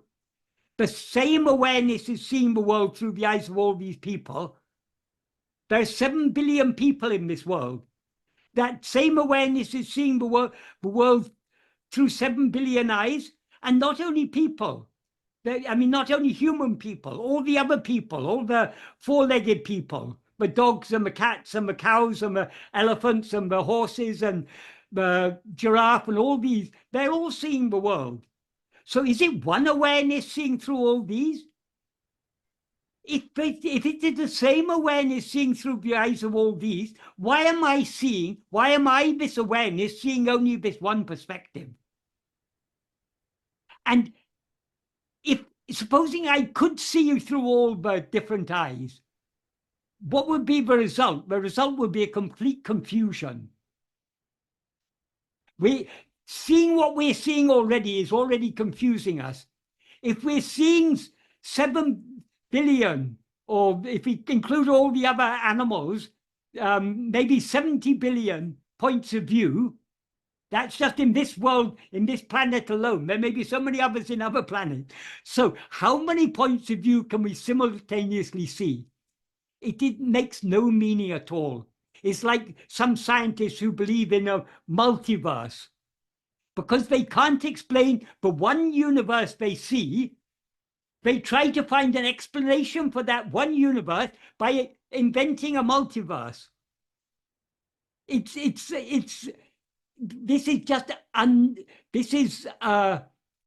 is unnecessarily multiplying things. This is the problem when we look outwards and we try to explain the appearance of multiplicity. we end up with more and more and more multiplicity to explain. So we're unable to explain the appearance of this one universe. So some scientists conclude, and they'll have very good reason for concluding, but therefore there's a multiverse. But that doesn't explain anything, ultimately. That just complicates things. Because how to explain all the other universes? So this is the problem when the mind is going outwards. If we want to know the truth, we need to stop looking outwards. We need to look within. Because when we look outwards, all this multiplicity seems to be real. There seem to be so many people. And all those many people, they all agree with me that this world is real. Therefore, this world is real. Therefore, I have to break my head trying to understand this world. I have to study physics and chemistry and biology and psychology and so many other things. Unnecessarily, we are burdening our mind with more and more thoughts about what is ultimately, we have no reason to suppose any of this is anything other than a dream. Is there anything that we experience in our present state but we could not experience in a dream? Obviously not. So we have no evidence whatsoever that this state is not a dream. The only evidence people try to rely on is consensus. They say, no, but it's not just me who's seeing this world. So many other people are seeing this world. All those other people are part of the world you're seeing. Just like many people in dream may say, tell you that the world, agree with you that the dream world is real, but they are part of that dream world.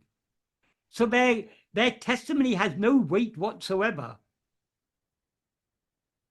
So that is not what Bhagavan is teaching us. He's not teaching us that there's one awareness that is seeing through many eyes. He's saying there's one awareness, but one real awareness is not seeing anything. Its nature is not seeing, but being. What sees all this multiplicity is only ourself as ego. So long as we are seeing all this multiplicity, it all seems real. There seem to be many people, and all those many people all seem to be sentient just like me, and they all seem to agree with me that this world is real. But do any of those things exist independent of my perception of them? To whom do all these things appear? This is one of the very important questions Bhagavan has posed to us. To whom does all this appear? It appears to all of us because we all have a consensus. We all agree this world appears. But no, all this us to whom there's many us's to whom who have this consensus, they are all part of the appearance. So to whom does this appearance? It appears to me. Let's forget about whether others see this or not. That's something we can never know. The thing is, this appears to me.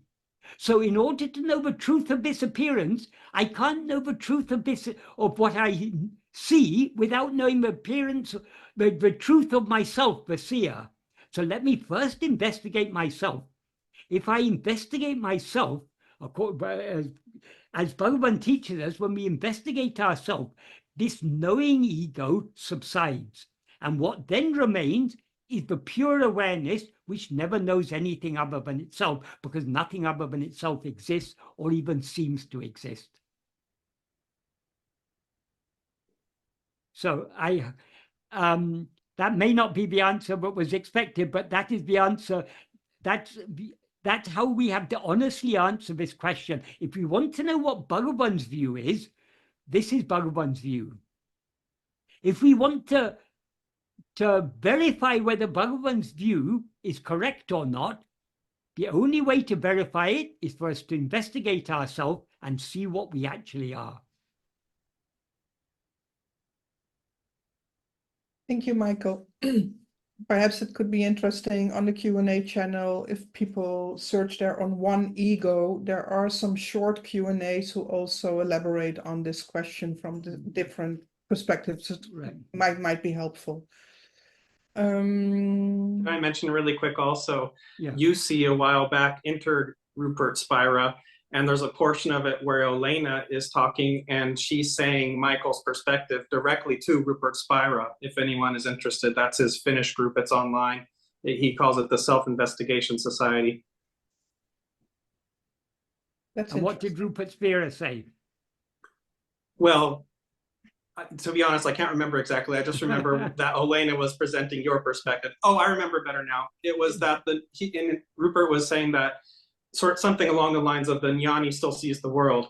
And Elena was saying, amongst other things, she was saying, well, Bhagavan said, when the jiva goes, when enlightenment prevails, exists as it is, then we no longer see the world. We are that. Yeah.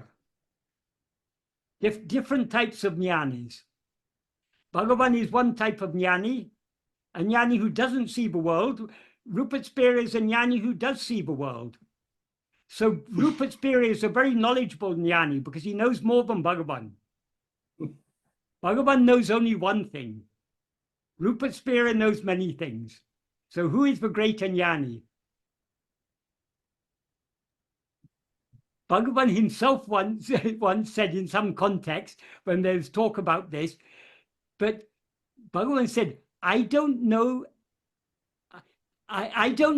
anything that you don't know. No, how did he say it? He said, I know less than any of you, because I know only one thing. You all know many things. That's like Socrates. He's the wisest because he knows that he doesn't know. Yeah, but Bhagavan doesn't even say he doesn't know. He says there's only one thing to know, and that, well, according to Bhagavan, but generally Bhagavan didn't say the difference between me and you. He said there's only one thing to know. But it's only in the view of the ajnani, but there are many things to know. So the knowledge of many things is ignorance. Nānavam jnanam ajnanam, as he says in verse 13 of Uļḷadu Nāṛpadu. Well, speaking of this really quick, UC had sent out an email that you're going to be speaking again in the fall with Swami Sarvapriyananda. I'm really looking forward to that. I don't know whether Swami Sarvapriyananda, I think he tentatively agreed, but I don't think it's been finalized yet. So let's not anticipate it until it happens. Thank you. But if it does happen, I think the topic will be on Advaita, Bhakti, and surrender, which is a very important subject because many people have an idea, but Bhakti is something different and Advaita is something different. But according to Bhagavan, Bhakti is the mother of jnana. So well, Bhakti is all important. That leads perfectly to the next question. Okay. Yeah. Because someone asked, I really like to understand the love part of Bhakti Yoga. Unless I am misunderstanding it, seems like Bhakti Yoga has two parts, surrendering everything to God and loving all of God's creations. Also, if I focus on my heart and relax it, it seems to open up and I can send love to myself and all beings, even people that aren't my biggest fan. It seems like there is something to that. Okay. The love part of Bhakti Yoga is love. Bhakti means devotion, dedication, but it implies love. The path of Bhakti is the path of love. So that's what Bhakti is all about. It's all about love. Regarding the second sentence, unless I'm misunderstanding, it seems that Bhakti Yoga has two parts, surrendering everything to God and loving all of God's creations. Well, that is very different levels of bhakti. Bhakti is about loving God. If we love God, and if we recognize that nothing exists apart from God, then implicitly we are loving or we are loving everything. But from a certain point of view, this world is God's creation. But from a deeper point of view, this world is just a mental projection. It's just a dream. So should we love everything we see in our dream? Of course, if we see any person, any sentient being, whether a human person or an animal, if we see someone suffering in our dream, we should, of course, try to alleviate their suffering if we can. But if in a dream we may dream of a calamity, we may dream of a wild forest fire raging through and destroying so many villages and towns, or a pandemic that is killing so many people, or a tidal wave that is sweeping so many people out to sea, or a volcano, or war, or so many things we may see in our dream. What can we do to alleviate all the suffering we are seeing in that dream? We can't stop the volcano, we can't stop the tsunami, we can't stop the forest fire. What can we do? The only way to alleviate all the suffering we see in our dream is to wake up. So the greatest good we can do to this world is not to love the world, but to love the reality underlying the world, which is our own being. In other words, if we love ourselves, we will thereby, if we love ourselves, meaning if we turn our attention within to see what we actually are, we will thereby wake up from this dream and solve all the problems in this dream. So what bhakti begins with having love for God. In the very crudest form of bhakti, is not really love for God.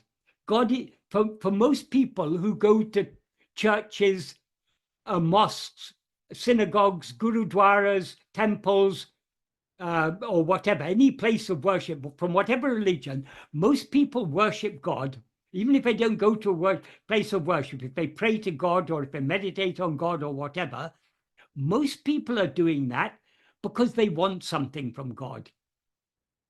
They have desires in this world. They want to live a comfortable life. They want their family to be well taken care of. They want not only welfare in this world, but welfare in the next. They want a good afterlife and everything. So they worship God, believing that God will bestow these things on them. So what is it that they love? Do they really love God? Or do they love the things that they can get from God?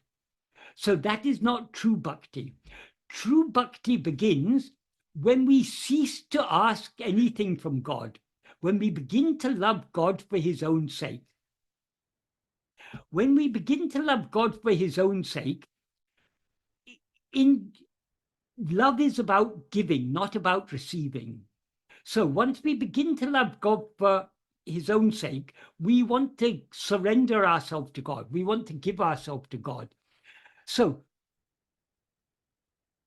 at the early stages of the path of real bhakti, that by real bhakti, I mean love for God for his own sake, not for what we can get from him, we seek to give ourselves to God by means of various actions, by worship, by repetition of prayers, or by meditation on God.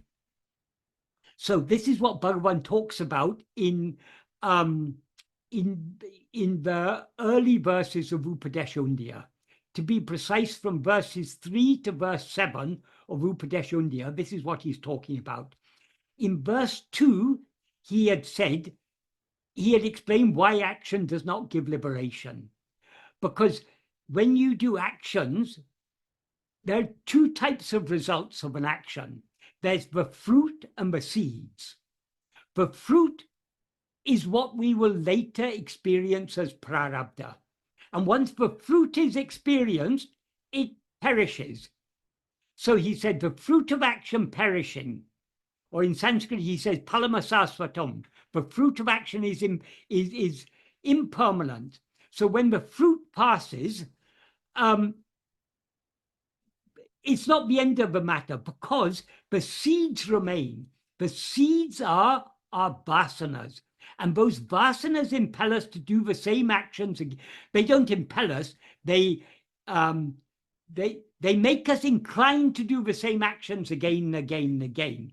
So the more we do actions, the more we strengthen the vasanas, and the more inclined we are to do actions. So Bhagavan's conclusion is action does not give liberation. This is one of the fundamental principles of Advaita. Shankara also emphasized this so much, but action cannot give liberation. Then how can we get liberation? In order to understand, well, in the next verse, Bhagavan says, that is, though action cannot give liberation, he says, action done without desire for the sake of God, purifying the mind will show the way to liberation. That is, if we, instead of acting, usually when we do action in order to get some result.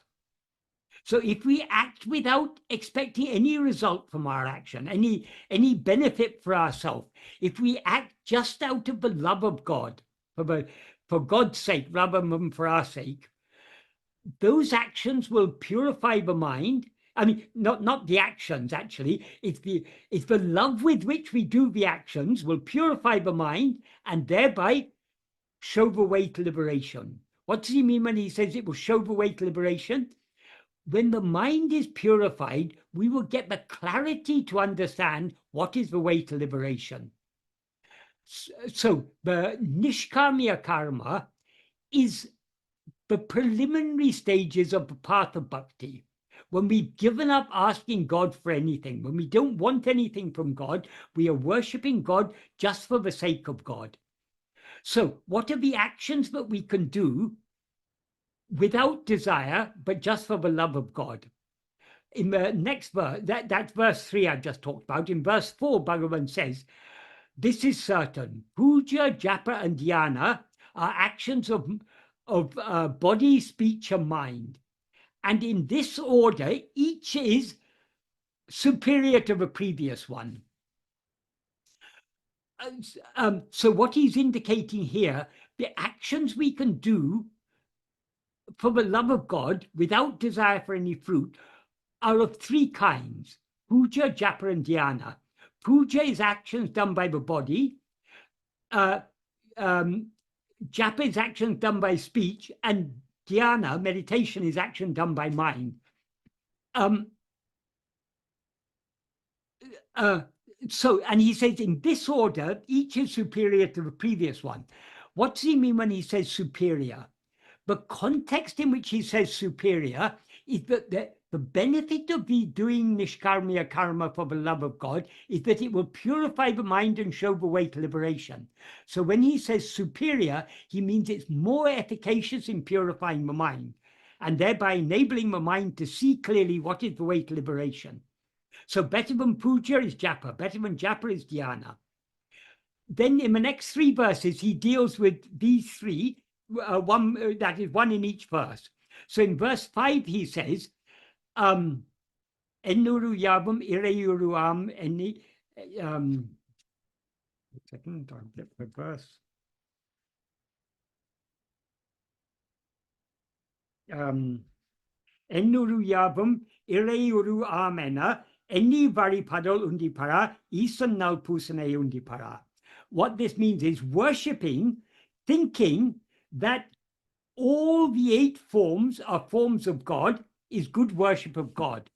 All the 8 forms means, this is an idea in Shaivism, the Ashtamurti, but Shiva has 8 forms. The 8 forms of Shiva are the 5 elements. That is space,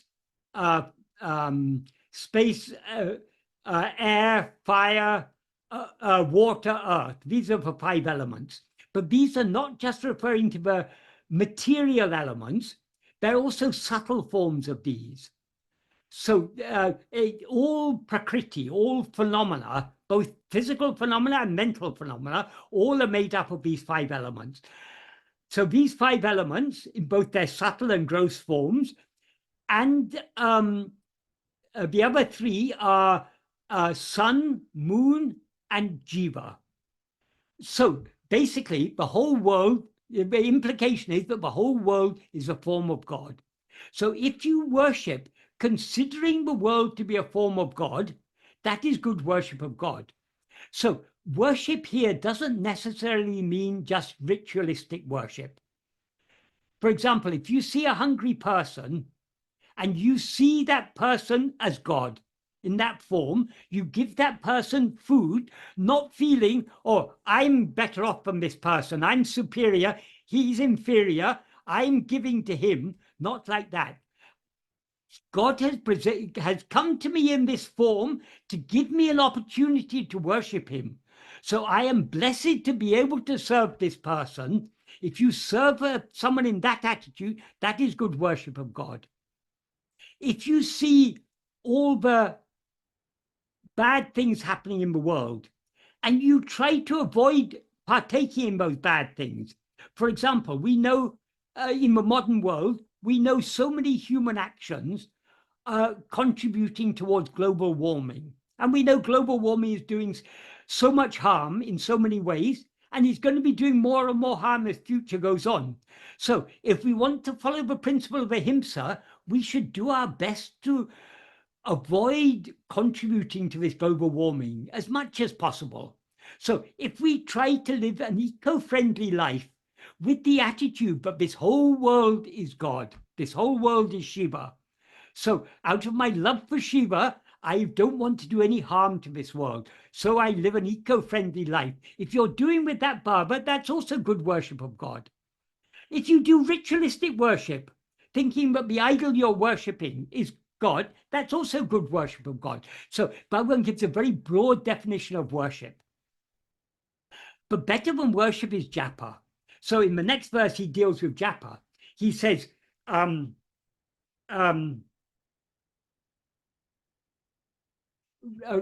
than sing songs of praise, rather than singing hymns of praise, japa is good. Actually, it's said much more compactly here, but to make sense of it, that is the exact meaning is rather than praise within the mouth, rather than that he compacts everything, but the idea is rather than singing songs of praise, doing japa aloud is good.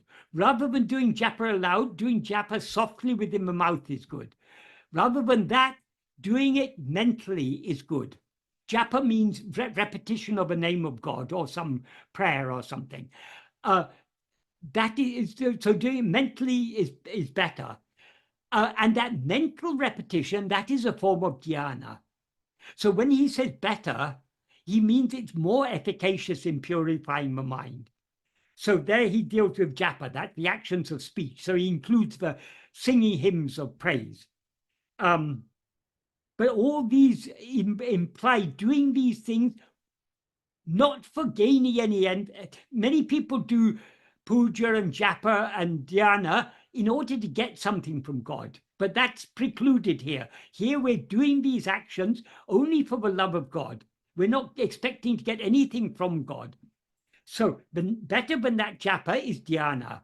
And then about dhyana, he says, rather than interrupted dhyana, the uninterrupted dhyana, like the flow of ghee or the flow of a river, the unbroken flow of ghee or of a river, that is good. What is the implication of that? If supposing you're meditating on a name or form of God, if your mind if your meditation is constantly interrupted by other thoughts, if you begin to think about problems in the office or about how you're going to pay your tax bill, how you're going to pay your rent, how you're going to deal with this problem and that problem, that means you're more concerned about these things than you are concerned about God. So if you truly love God, you will meditate on God without any interruption. That is, you won't allow any other thought to arise in your mind because your mind will be so firmly fixed on God. But meditating without interruption is a measure of your love for God. So up to this point, this is verse 7, Bhagavan has been talking about actions of body, actions of speech, actions of mind.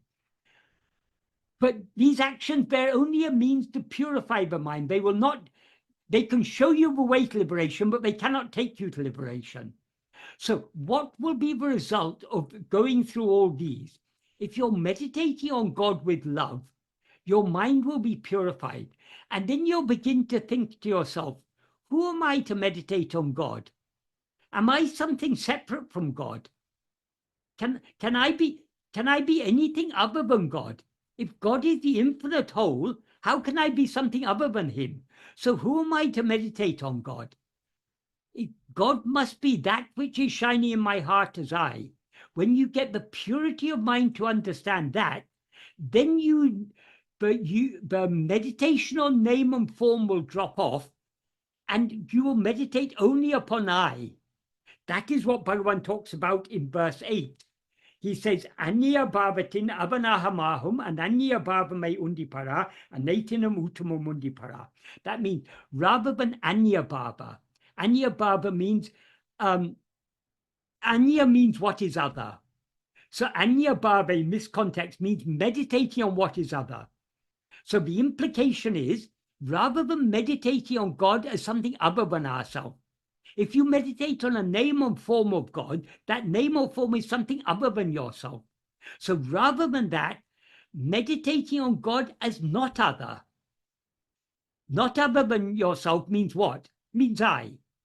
That is, what is not other than myself? Only myself is not other than myself. So meditating on God as ourself. And he clarifies that by saying, Avanahamahum and Anyabhabam. Avanahamahum means in which he is I. So with the understanding that God is that which is shining in the heart as I, meditating on I alone, that is anatinam uttamam, that is the best among all. What does he mean when he says the best among all? In the context, he means it's the most purifying of all these other means. They're good means to purify the mind, but better than them is this meditating only on oneself. Meditating only on oneself, that's meditating on nothing other than oneself, and Anyabhava is another way of saying Swarupa Dhyana or Atma-vichara. Swarupa Dhyana means meditation on our real nature, meditation on I alone. Atma-vichara means the same. We are investigating what we are. So the means by which we investigate what we actually are is by attending to ourselves, by meditating on ourself alone. So what he calls here an Anyabhava is Atma-vichara. He says this is the best among all. It's the best among all because it's the most effective means of purifying the mind. It's the most perfect form of bhakti. Because so long as we meditate on God or we worship God as something other than ourselves, our love is then divided between ourselves and God. Because we all love ourselves. We cannot but love ourselves. That's our very nature. Not only the nature of ego, the nature of our own reality is self-love. So we always love ourselves. So long as we take ourselves to be something separate from God, our love is divided between ourselves and God. When we recognize that God alone is myself, God alone is what is shining in me as I, then the love is no longer separated. Our entire love is on God who is shining in our heart as our own being. That's one reason why it is. So it's the best for so many reasons. Another reason is explained in the next verse, verse 9. What Bhagavan says is, and this is the really crucial verse, but clarifies the implication of the previous verse. He says, Bhava balatinal bhavanatita bhava tirutale undipara parabhakti tattvam undipara. What that means is, Bhava balatinal means by the strength of meditation. What meditation? The implication is the Ananya Bhava that he spoke about in the previous paragraph. So rather that by the strength of that ananya bhava, in other words, by the strength of that self-attentiveness, bhavana tita sat bhava tirutale, being in sat bhava. Sat bhava means the state of being. So being in the state of being, which is bhavana tita, which that means which transcends bhavana. In this context, bhavana means meditation, but is a mental activity. That is, when you meditate on something other than yourself, that is a mental activity. Whereas when you meditate on nothing other than yourself, when you meditate on yourself alone, that is a cessation of mental activity. Because to the extent to which our attention is directed to other things, the mind is moving outward. When our attention it gets redirected towards ourselves, we subside back within ourselves. So that is a cessation, not only of doing, it's a cessation of the doer. So by the strength of the ananya bhava, by the strength of the self-attentiveness, being in the state of being, which transcends all mental activity, that is parabhakti tattva. That is the supreme devotion. So the way to attain liberation is not doing anything, it's just being as we actually are. And to be as we actually are, all we need to do is to turn our entire attention back to ourselves, to focus our attention on our own being. By attending to our being, we thereby subside in our being and remain as being alone. That is supreme devotion. So this is the path of devotion as taught by Bhagavan. So this is what, but this requires all-consuming love, because when we attend to ourselves, we subside and everything else subsides along with us. As Bhagavan says in verse 26 of Uḻḷadu Nāṛpadu, if ego comes into existence, everything comes into existence. If ego doesn't exist, everything doesn't exist. Everything here means all phenomena, all mental phenomena, all physical phenomena, or everything that appears, it appears only in the view of ego. So only if ego comes into existence do other things seem to exist. And if ego doesn't exist, nothing else exists, except, of course, our own being, what we actually are. So he concludes, ahande yabamam, ego itself is everything. That is, when we rise as ego, we as ego see ourselves as all this multiplicity. So this multiplicity is nothing but an expansion of ego. But what happens if we investigate this ego? If we investigate the ego, Bhagavan doesn't say it in this verse, but in previous verse he said, Tedina otum pidicum. If we seek the reality of this ego, it will take flight. So the nature of ego is to rise, stand, and flourish by attending to things other than itself, but to subside by attending to itself. So he concludes verse 26 by saying, after saying the ego itself is everything, he then says, therefore, investigating what it is giving up everything. Investigating what it is means investigating what this ego is. If we investigate ego, ego will subside. When ego subsides, everything subsides. So that is giving up everything. So now we have so many desires and attachments for things other than ourselves. So are we willing to give up all these things? No, we're not yet willing to give it up because we don't yet have sufficient love. This is why love is absolutely essential in this path, because we'll be willing to turn within and thereby to surrender ourselves completely to God, only to the extent to which we have all-consuming love for him. Love that makes us willing to give up ourselves and everything else. We don't want anything but God alone.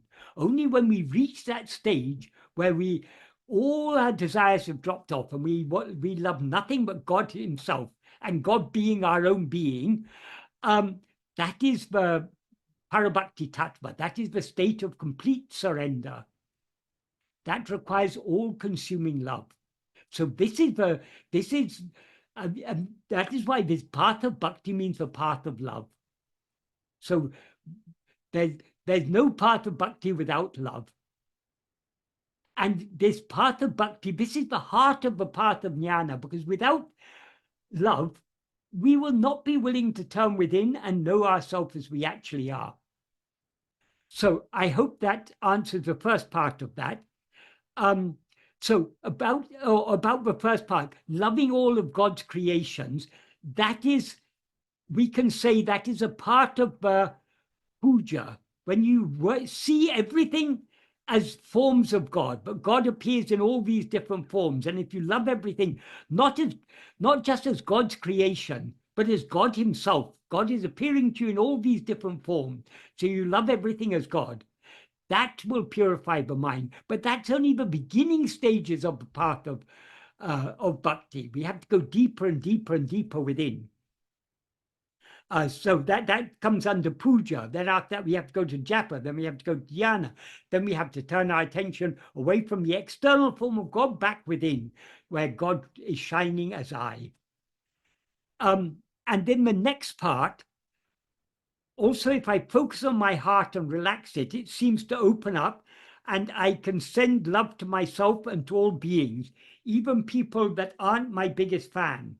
It seems like there is something to that.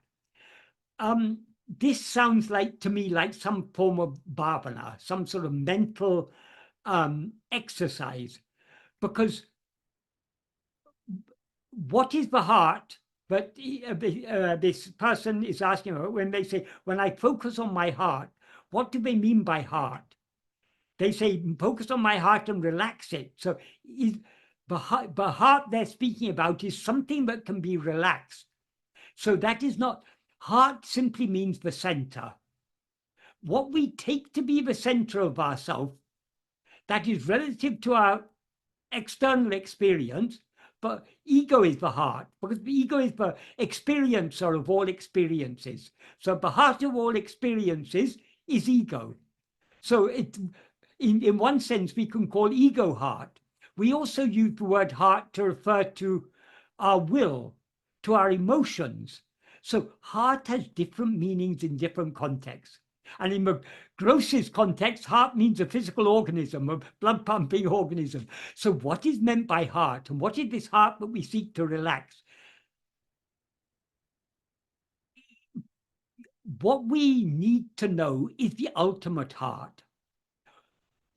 Ego is the heart of all experience, because you can't have an experience without an experiencer. So all experience occurs only to the experiencer. So ego in that sense is the heart of all experience. But what is the heart of ego? Ego is the adjunct conflated awareness. I am this body, I am this person, I am Michael, I am Sean, I am Sandra. That is ego. So what is the heart of this ego? The heart of ego is the pure awareness I am. So when the adjunct Sandra or Sean or Michael gets dropped off, what remains, that is the heart, the pure awareness I am. That is the heart we should focus on. If we put that heart never needs relaxing, because it is ever perfectly relaxed. And when we meditate on that heart, we subside and merge back into it. So then there's nothing other than ourselves for us to send love to. We lose ourselves in love itself, because love is a state of perfect oneness in which there are no others. So long as there are others to love, but love is divided between our love for ourselves and our love for the other. That is also good, but it's love at a more superficial level. If we want to go to the very heart of love, we have to go to the heart of ourselves and know what we ourselves actually are. Can you please explain again just this short line, God is love? It's in the Bible, and also Bhagavan said it in talks, God is love. Yeah, this is a basic, in Tamil Shaivism, this is the basic thing, Ambe Shivam. God alone is love. I mean, love alone is God. Love alone is Shiva. And Bhagavan says it in so many places. In Aksharamala, he refers to Arunachala as Amburu Varunachala. That is, Ambuvilalipol, Amburuvunilene, Ambai Karitaral Arunachala. That is, melt like ice in water, melt me as love in you, the form of love. See, he refers to Arunachala there as Amburu, the form of love. That means Arunachala is love itself. And in Patikam, he sings Amburu Varunachala, the Arunachala, the form of love. So Bhagavan is repeatedly stressing that. What does that mean? Love is that is, God is our own real nature. And our real nature is infinite love. In a state of perfect oneness is the state of perfect love. So long as there's division, separation, the love is imperfect. So long as the object, so long as the thing or the one you love seems to be something other than yourself, you experience the pang of separation. However close you get to God, God still seems to be something separate from you. So that love for God as something other than ourselves can never satisfy us.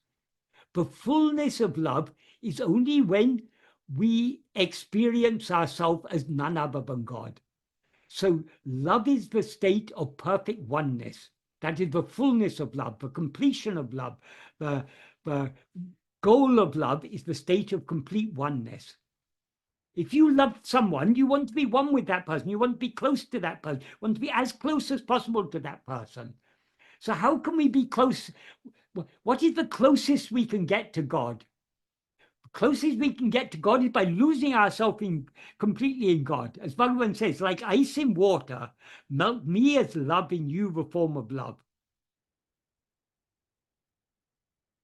Ice there means like a snowflake. If a snowflake falls in the ocean, what happens to the snowflake? It merges in the ocean. It becomes one with the ocean. It ceases to have any separate existence. So the fullness of love is the state where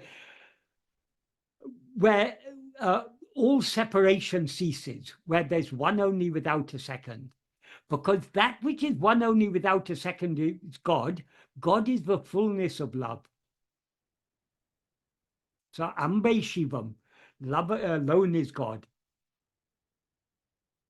And since we cannot be anything other than God, we ourselves are love. Love is our real nature. Now we desire so many things. I want this, I want that, I like this, I dislike that. All this is because of separation. We see ourselves separate. We see ourselves as this little body. So we need food, we need clothing, we need shelter, we need a pension, we need a roof over our head, we need security. When we get sick, we need medicine, we need this, we need that. But so many needs arise when we limit ourselves as a person. But when needs arise, then we want this, we want that. All these. So this is the pure love that we actually are gets scattered as desire for so many things. So that's why we need to gather all our love, all our will, all our desire together and focus on one thing and one thing alone. Who am I? When we know ourselves, then only do we know God, then only do we know what true love really is. When we lose ourselves in the infinite love that is God, who is our real nature, who is what we actually are, then only will we really know what love is. So the real answer to your question is not all these words that I've said. The real answer to your question is find out for yourself. You can find out for yourself only by turning within and losing yourself in God, who is the infinite ocean of God, of love, that is ever shining in your heart as your own being.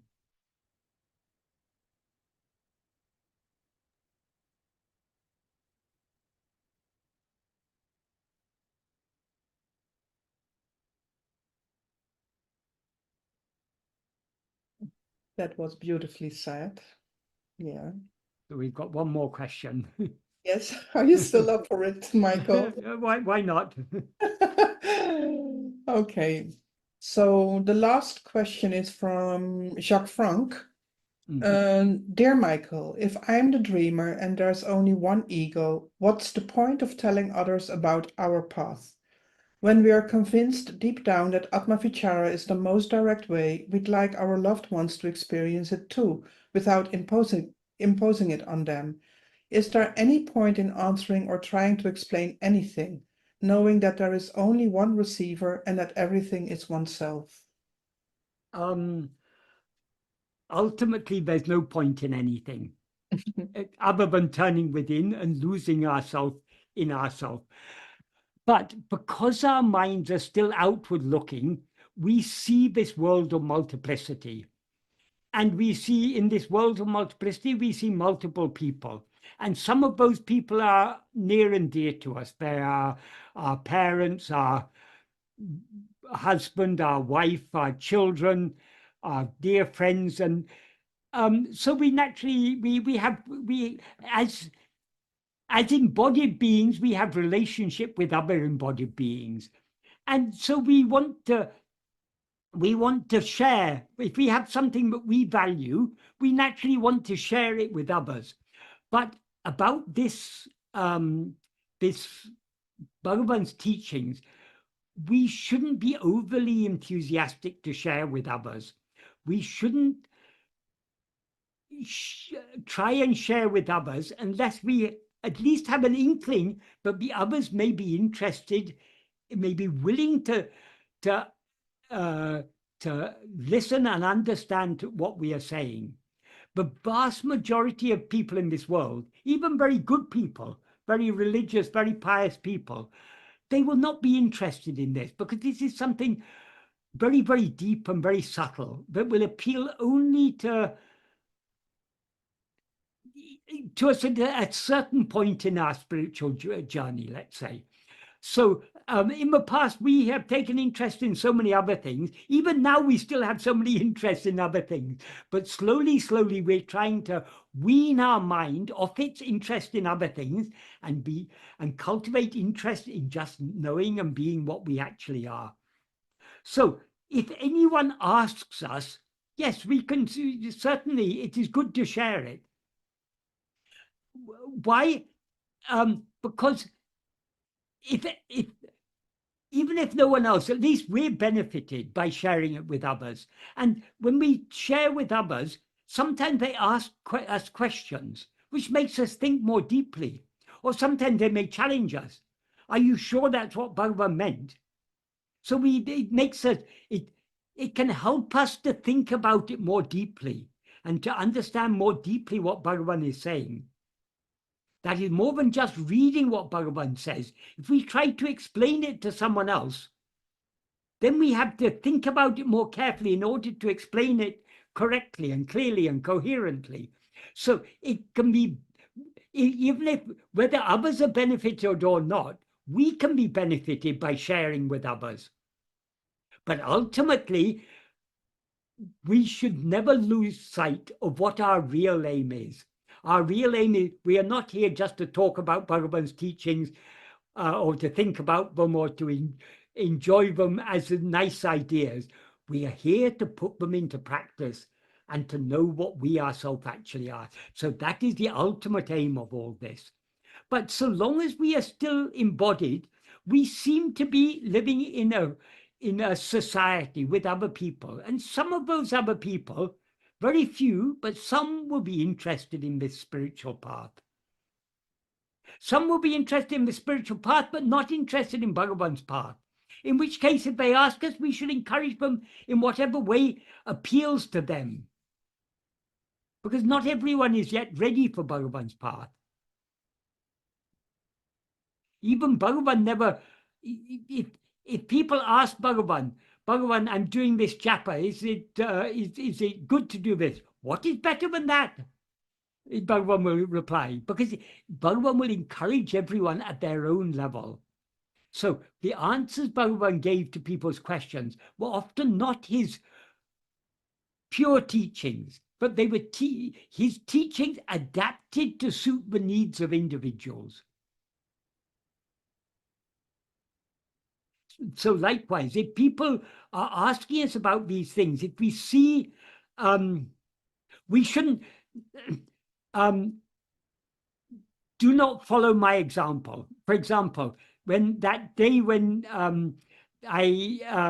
there was that discussion between me and Bernardo Kastrup, I started to go deeper into Bhagavan's teaching than he was willing to accept. So I overstepped the mark there. I made the cardinal mistake, the mistake that none of us should make, which is trying to tell someone something that they're not willing to accept. And the result of that, he went away thinking Bhagavan's teachings, there's something bad about Bhagavan's teaching, because he just not ready to go so deep into the matter. So that was my mistake. So we should be very cautious not to tell people what they are not ready to hear. Why then should we share all these things on YouTube? Because some people are ready to hear. There'll no doubt be some people who come to watch these videos on YouTube who will think, oh, what is Michael talking? This is all nonsense he's talking. This can't be what Bhagavan really meant. No, Bhagavan wouldn't have taught like this. They may think, in which case that's fine. Let them not watch these videos. So only people who are really interested in this will watch more than 5 minutes of me jabbering away about these things. So we can't be doing any harm by sharing these things on YouTube. But this is not what we're here for. We're not here for. We're not here to propagate Bhagavan teachings. We're not even here to share Bhagavan teachings with others. We are here to investigate ourselves, to find out who am I, and thereby to surrender ourselves completely to him. That is what this is all about. Thank you very much, Michael. I might want to make a short announcement that the next video will be about, we seem to be not aware of ourselves as we actually are, only because we now seem to have risen as ego, whose nature is to be always aware of itself as I am this body, and consequently aware of the appearance of other things. And for anyone who is interested, there is a free sample download of the book, and with your approval I can put a download link in the description box for people who don't have the free download. So thank you very much, Sean and Michael. Namo Ramanaya. Namo Ramanaya.